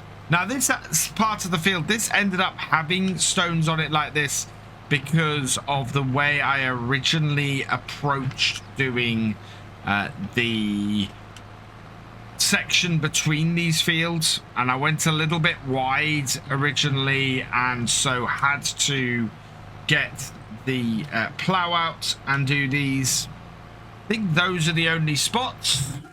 A quick check, and yep, I've got those four there and that one there. You can see that 2B is going to need this doing on it as well, so we might take this power harrow down there and get that going on there today as well. Turn that off. But yeah, we should be able to get the stones up off these bits now. We'll take this up to 2B, get this doing that field, and then we can get the stoner on there once we've merged those two fields as well. So come into here and do that. Set course on 2B. Yep, generate that. That will do fine. Let's take this up to that top corner and get it started. And that will mean that A, all of these weeds will get cultivated in, but B, we'll then be able to get the stones that we have got on this field up and finish up our work with the destoner, because pretty much I think only at that point it's field 2A. So it would be worth holding off on anything more until then. So away with that. We'll let the 7610 get that job done, and we'll get the destoner doing those 4 patches we had down the bottom. So you should now be able to see that having worked these, we'll be able to get these patches of large stones picked up. So down with that, through there, pick those up. Not many litres in these big stones. Although, actually, having said that, one of those piles is 4 litres, which is not a small amount, to be honest. And then we'll bring this around here like so. Get that there. Yep. And then last bit. And grab that bit there. And that's got all of it. Another 19 litres off here, which is not a bad start, but doesn't even get us up to 1%. So with that done, what we can do is bring the destoner to here, where we're going to need it next. Disconnect it off the back. And then we've got the plough sitting here ready to merge these 2 fields. And this is why we'll need the destoner on here. We're going to merge these 2. I'm fully expecting this to bring up a whole load of stones. So back it up. Down. That's not field creating at the moment. So it should be now field creating. There we go. And we'll plough up the grass that we put in not too long ago, actually. I'm actually a little bit amazed. Having done most of this, we've only had 1 pile of stones turn up so far. I was expecting a much larger amount to turn up. I will get out of his way. That'll be fine. And yeah, this has actually been a fairly stone-free bit of ploughing. I am absolutely amazed that there's that little pile there, but that's it. We have just had 2 piles appear there, so I'm gonna have to clear those up. Another pile there, so right on the edge of 2C here is where we've actually produced a whole load of stones now. So yeah, those will all need sorting, but otherwise that has been fairly good as far as avoiding stones. So we just need the 7610 to finish off on 2B, and we can go stone collecting across these fields. And while we wait for the 7610 to finish, what we're going to do is go and sell these sunflowers. So best price for these at the moment are 1,147 at the old windmill. And actually, that's a really good price. So was absolutely worth waiting later in the day to go and do this. Let's get on the road and get them sold. And the best price for them right now is down here at the old grain mill. We'll bring this around and back it up. And then we can very easily get them tipped. Let's just lean out and have a look where we are. There we go. Tip it out and see how much we make from these 14,000 litres of sunflowers. 21,142 plus 1,400 in environmental score. So 22,600 roughly. That's really good. So that actually was well worth waiting for that. And we are done on that. So let's head back to the farm and see how the 7610 is doing. But for this year, we have sold all of our crops. We have ended up with 203,782, which is a fantastic amount of money. And what a way to get ourselves set up going into the new year. And as the sun sets here near Attingham Park, our 7610 is working its way across field 2B. We are in a really good position. I am very, very happy with this. We'll leave this going into the evening. It should get everything done, which will set us up nicely to get the final stones picked off this field next time. We'll also get some manure down next time as well. Finally get everything finished and set up for seeding in the middle, at the beginning of March. Today is the last day of February, and we've got quite a bit to do still. We need to get the stones off here, off field 2B, so that we can finally merge this with field 2C by picking up the stones from there. But the main job we need to do today is to get our 7810 here and get the dual wheels off it. Because we need to get a whole load of manure over onto field 13, along with actually a whole load of lime. It's low on both. So let's customize this tractor. We are going to take the rear twins off it. So we'll put the, do we have some wire? We have some flotations, which would be quite useful for this, but they're 2,500. In fact, yeah, I am. For what we're doing, for the manure spreading, I'm going to put the flotations on. So customize that. Yes. Okay. So that'll be a set of nice, big, wide tires on this. And we want to then hook this up to our new bunning spreader that we got last time. Now, I did a little bit of research and checked out whether the bunning spreader could spread lime, which would be really useful to us. And the conclusion was not very conclusive, to be honest. Basically, this spreader can do lime, but it seems you need to have an extra set of doors up the top to make it work properly, which this mod does not have. And also, looking at the mod, it is very, very difficult to set it up to do it. Let's go and get our front loader. So that basically led me to the conclusion that no, we wouldn't be using this for doing the lime spreading as well as the manure. We will keep going with our little spreader. It might be a little bit of work and a little bit of fun to do that, but we'll get a trailer in on it and get that done. So should be okay. Fill this up.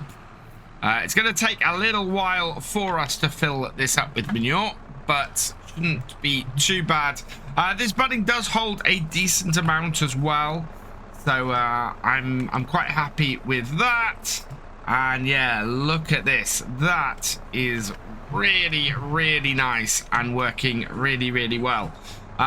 That is going to be good. We should get a decent amount of manure onto field 13. Now, the reason we're concentrating on field 13 today, of course, is because we have our wheat to plant there next month. So big concentration in March to get the wheat into field 13 and get the canola into field 12B as it is now.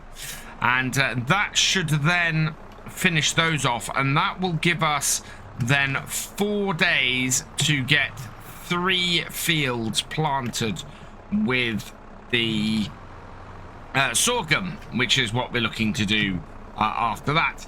Really, really hoping that we can get all that done. I don't see why we shouldn't. We've got 2 pretty big fields to get planted is my only worry. But I don't think it's going to be that much of a problem. What might be a problem is this snow. If this settles, it is going to be an issue. We're not going to be able to get this manure spread if that happens. I'm kind of hoping it stays off. The flotation tires should keep us well from sinking if we find the ground gets a little bit less solid under us. Right, let's see how far this is gonna go though. Yep, we've got 13,200 liters on this. This tractor should be more than capable of pulling this and doing this. So I am going to take this down to the field and give it a try. So as with everything else on here, we've got no real computer enhancements at all.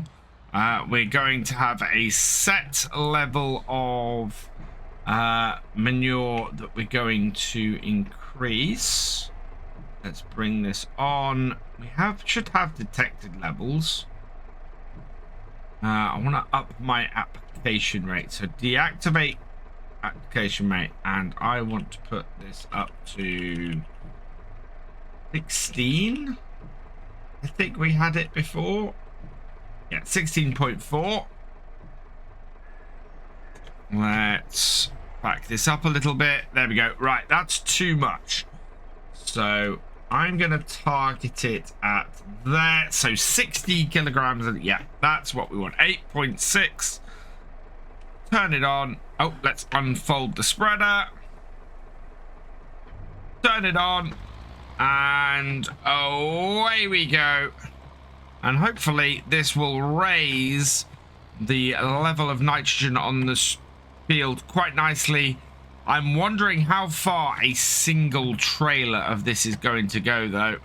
I'm hoping it's going to be fairly good. If it's a good spread and goes a nice way, we'll be okay. Otherwise, I think we're going to be loading up multiple times here in order to just keep this going. Looks like there's enough in here for once down and once back, which is not too bad. It would be nice if it'd gone a little bit further, but I can handle that kind of journey. And there we go. 1%. Can I fill this a little bit in here? Let's see if we can get back on here. We're not sinking too far into the field. Flotation tires actually doing what they should, and stopping us having too much of an issue. There we go. Last of it out. Close that down, and we'll go and refill this and keep things going. Hopefully, it's not going to be too long before this snow clears. And in fact, the fact that it's not settling at the moment is a really good thing.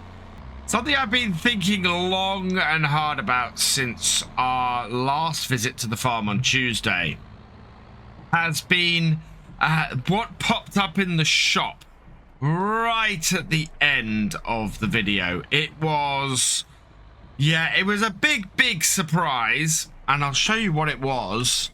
It's this. There's a Massey Ferguson 6S available in the shop for, well, if I adjusted it to the setup I would like, which would have 155 horsepower, we'd leave the front point on it. We'd put GPS on it because it's a modern enough tractor for me for that.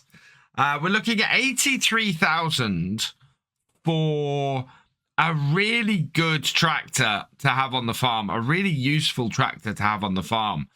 And I've been going back and forth about this so much because if we look in our own tractors here, this here, our 8340, that is about to hit 50 hours.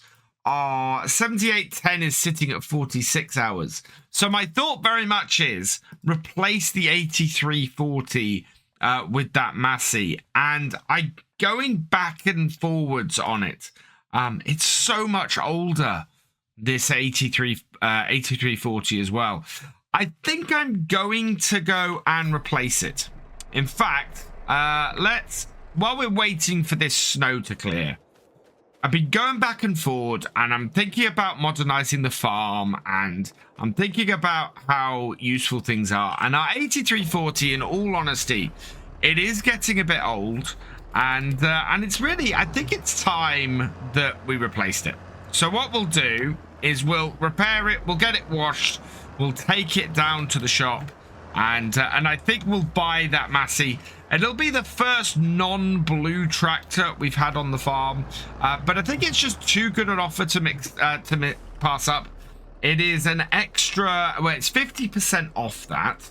So we'll repair this, yes. We can't repaint here. We'll have to do that down at the shop. We need to give it a wash first anyway. But it's just, it will help us to start modernizing the farm, which is something I think we want to be doing. It will also mean that we can get a slightly more powerful tractor onto bits and pieces on the farm. And as things expand and as we modernize here, what we'll find is that we'll end up getting more powerful tractors than that Massey, and that will then leapfrog ahead. And I'm also less attached to this 8340 than I am to any of my 10 series tractors. So yeah, I think it's time. As great as our 8340 here has been, time to move it on and grab something new. So we'll bring this into the workshop here at the shop, park it up, and we'll get it repainted. 7,500, yes, but that takes it up to 22,530. So that is our part exchange price. Oh, look at this. The snow has actually settled. So that is not great. Right, here it is. Massey Ferguson 6S135. We're going to bump the engine up to a 155 so that we get 155 horsepower from it. We are going to put the Michelin tires on because that's my preference. Now, the executive does have the GPS nodule on the top, or the exclusive does, whereas the efficient doesn't. And I think I'm gonna go against what I originally was gonna do, and I'm gonna put the exclusive on the top. What I'm gonna take off though is the front 3-point mount, so that will save me 5,000.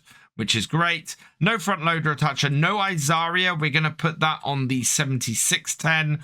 But GPS, yes, I want, because this tractor is going to be used for things where I want GPS, and we have the GPS receiver on the top. Total is going to be 90,000. So really, selling the other tractor has paid for... actually, I don't want that much of a front weight on it. Let's go with the 600 kilogram. Yeah, so that's paid for basically the upgrade to the executive, and the upgrade of the engine setup has been paid for, and then the GPS is sort of on top. So this only has 16 hours on it as well, which is great. So we will buy that. Yes, perfect. That is going to be incredibly useful to us, I think, going forwards. And we'll take this back to the farm. It is very weird driving this back to the farm. It is far more modern than anything else we have. It is going to be great, though, for the farm and moving things forward. Repair-wise, it's actually not too bad. It's in pretty good shape. So we can get this into our shed and park it up, I think. Yep.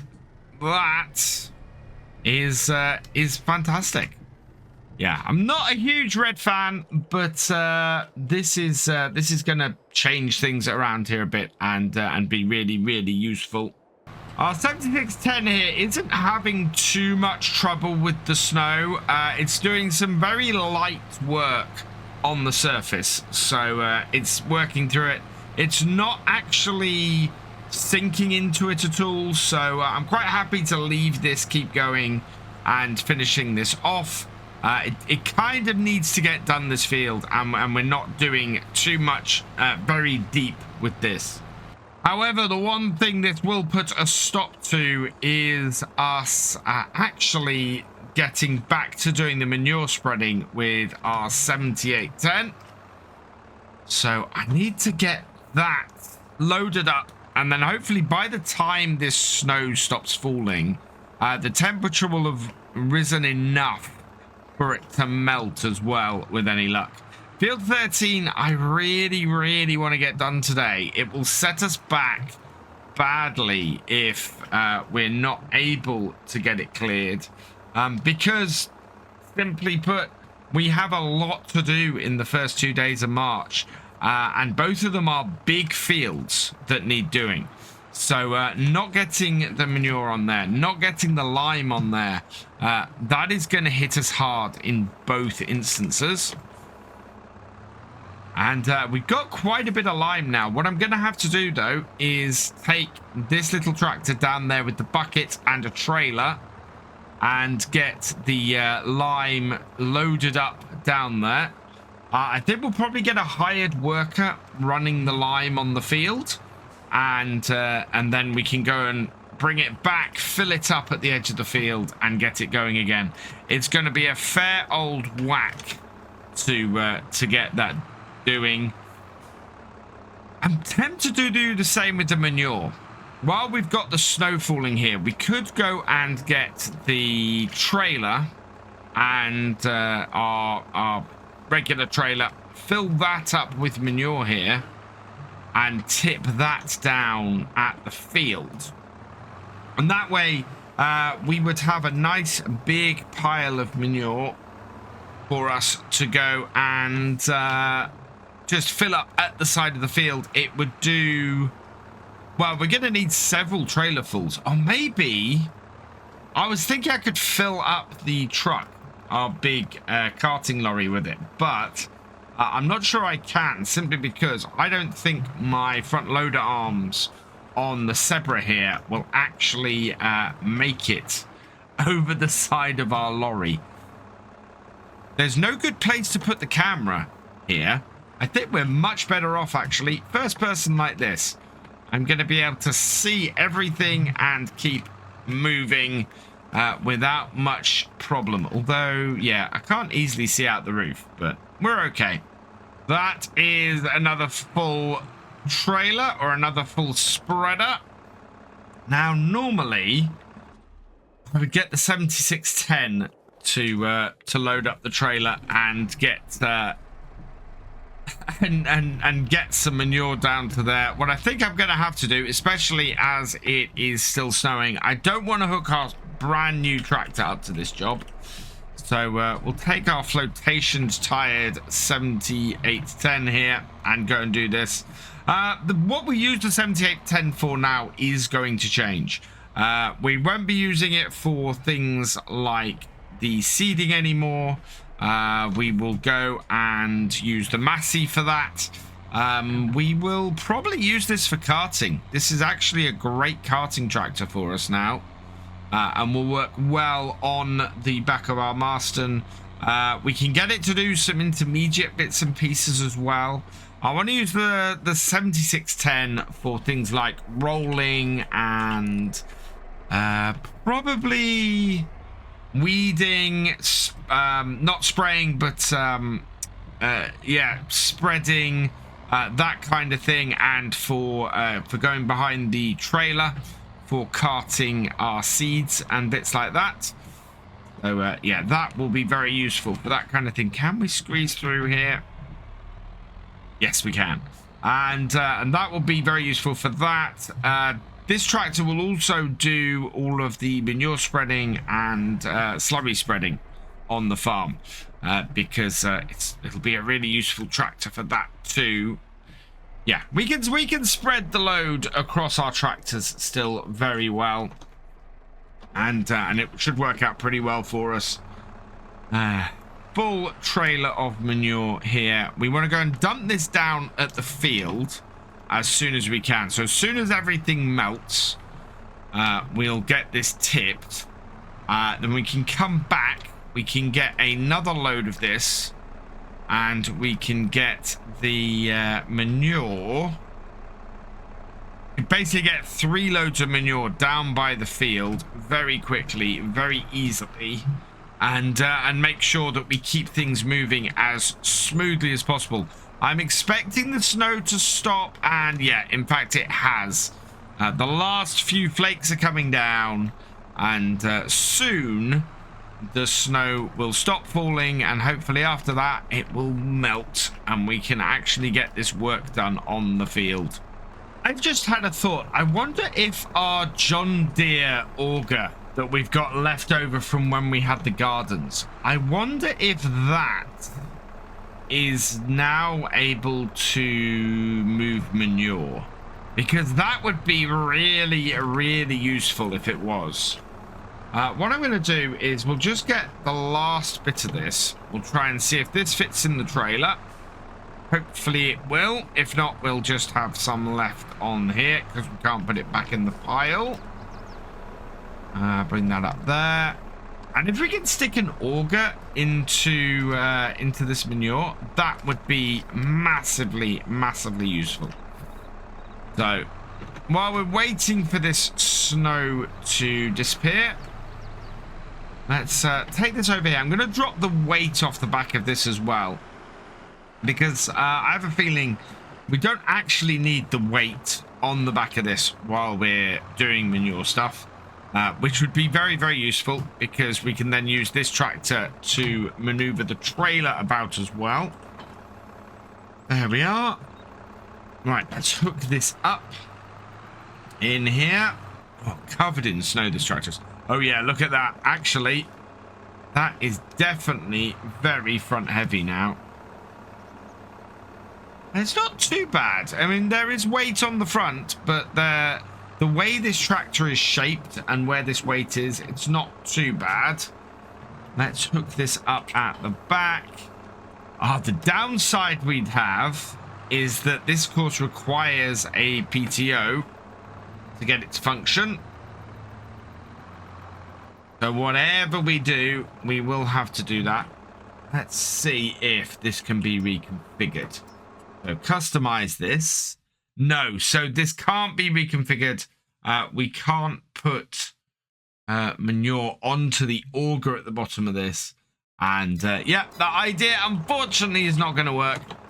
So my hope will have to be that we can either connect this up with the auger at the back, or with the with the trailer, and load it up fairly easily, or we're gonna have to go and get another weight. We'll have to see what we can do. I'm hoping things aren't going to be too difficult with this. We'll see how it happens, though. We do, of course, have the bucket, and we have an alternate piece of kit. So we could take this down to the field and load up with the other bit. Right, what I'm going to do is get this detached from here. We'll take this and put this back on the bunning, and we're going to take this down to the field, and we'll probably have to use our Zebra there to take the other trailer. I don't know how well that will work. We've got a fair amount of weight on the back, a fair amount on the front. Will this... Do you know what? If I'm gonna be taking a tool mostly full of manure down there, I might as well take a tool full of manure down there instead. And that'll help offset the weight of the trailer as well. So down and in, fill it up, close that up to keep it all in. And then we should be able to get a trailer full and a spreader full down to the field. And as soon as this all melts, be able... No, that isn't going to hook onto that. Be able to get this all tipped. But yeah, we're going to have to leave the weight here because it won't attach to the trailer with this weight. It's the wrong kind of attachment. Thankfully though, our 7610 has finished work. So, yeah, little bit left on that field. That is now cleared off, so this can come back. And not a moment too soon either. We can head back. We can go and start getting our manure spreader working again. And, oh, wow, I think this could probably do with a wash.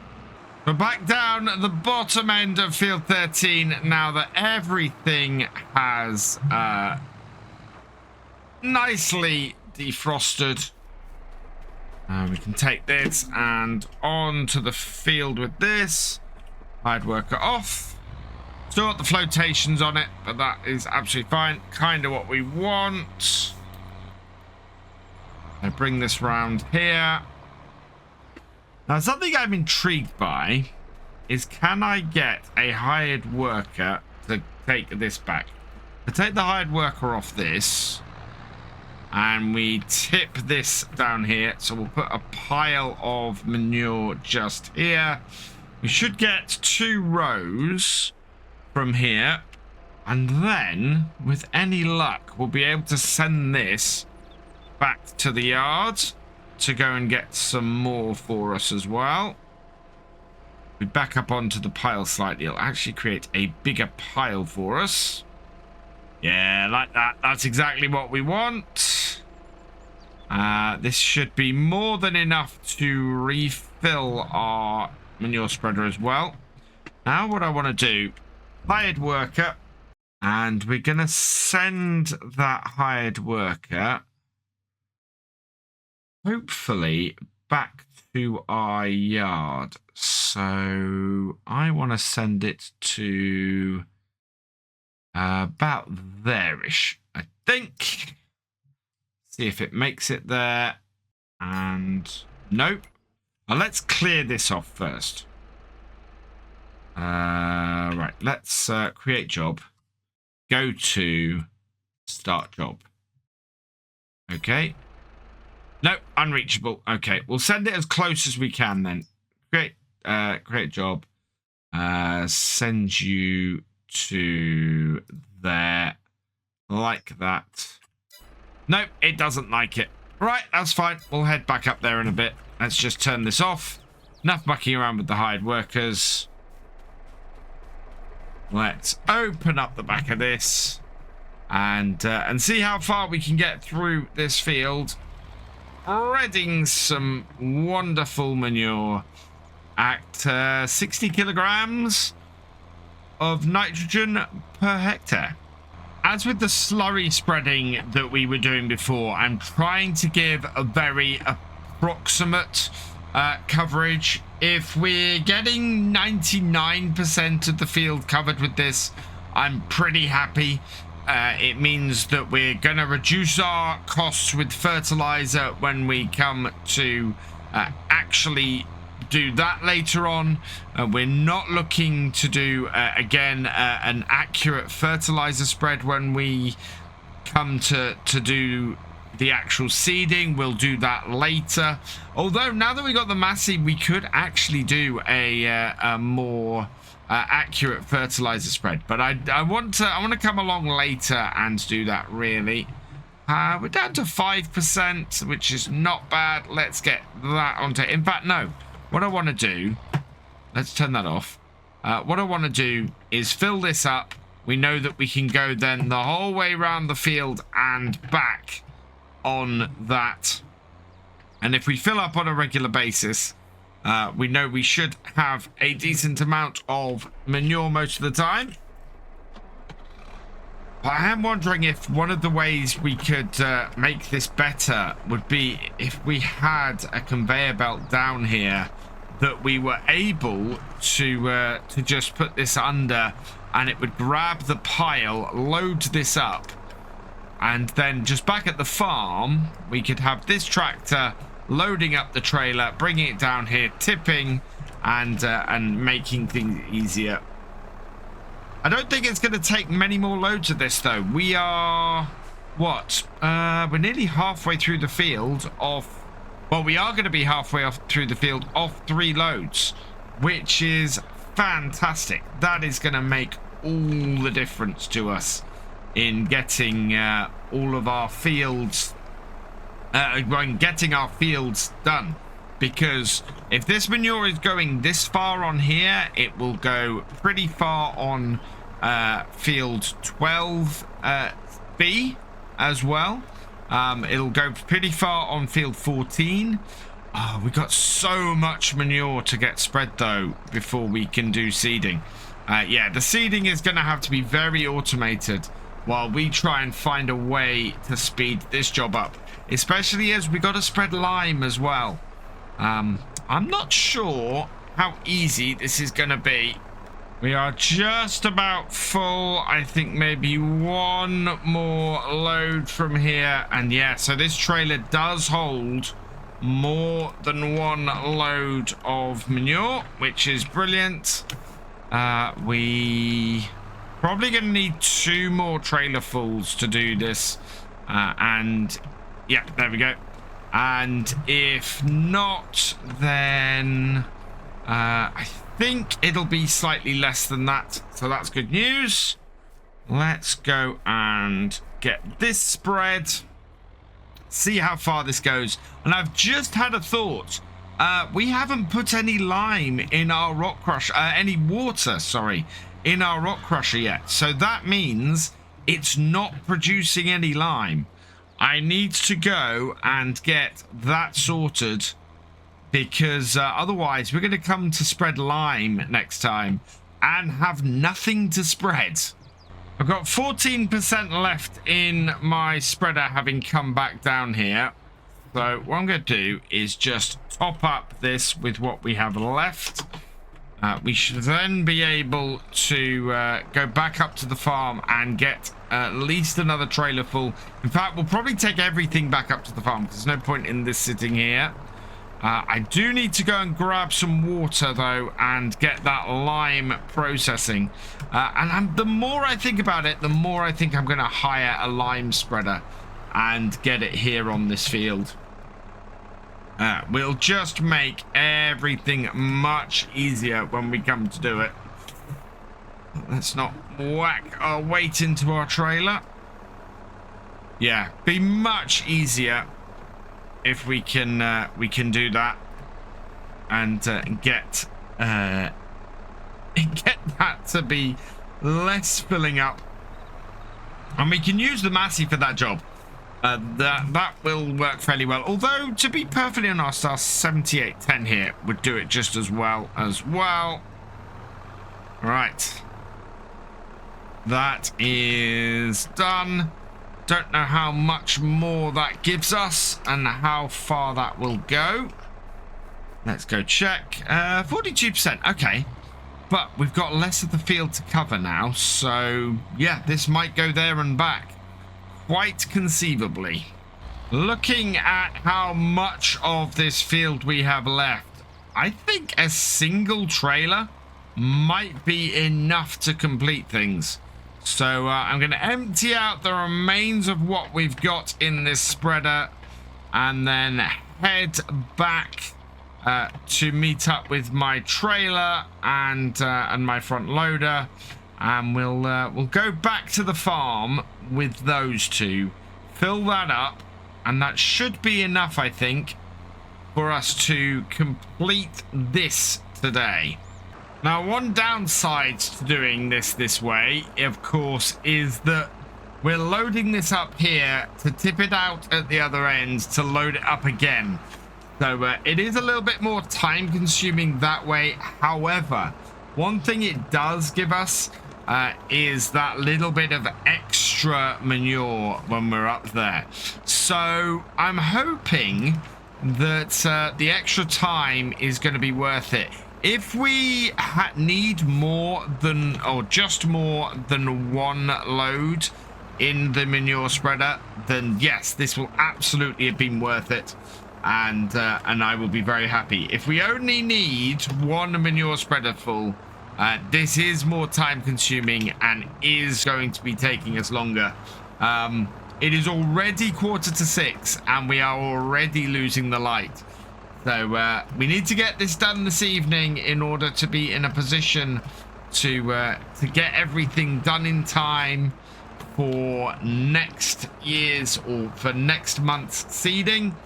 So yeah, I'm kind of hoping. Otherwise, I think we might set the Massey going and seeding in 12B and seeding the canola in there. How much manure do we have left? How much manure do we have left? We have got... where is it? Oh, it doesn't tell me here. Does it tell me here? Yeah, manure. 85,000 litres. 86,000 litres. So we've got plenty of manure to spread. And, yeah, it looks like... Well, I think, in all fairness... With darkness fast approaching, we'll fill up this trailer tonight, and we'll have to take it down there tomorrow and finish that off. I think to get back on track, what we're going to have to do is let field 12B go as far as getting manure onto it, and just go straight away and plant the canola. If we can get the canola into there nice and early, that is then going to give us a nice head start. We can then get field 13 ready for the wheat, plant the wheat the next day, and get the get the lime and the manure on there. And then we've got just field 14 and field 2 and field 1, I think, to finish off. So, yeah, with the sun fading fast, we're going to leave this here. So all that remains is for me to say thank you for watching. I hope you've enjoyed this video. Please leave a like, drop us a comment, and give it a share. Special thanks to all my patrons and channel members. Your support is invaluable in making these videos and helping the channel to grow. For more from Virtual Farmer, check out the links below, follow on Twitch to watch live, and for more videos, subscribe and ring that bell. I will see you next time. Goodbye.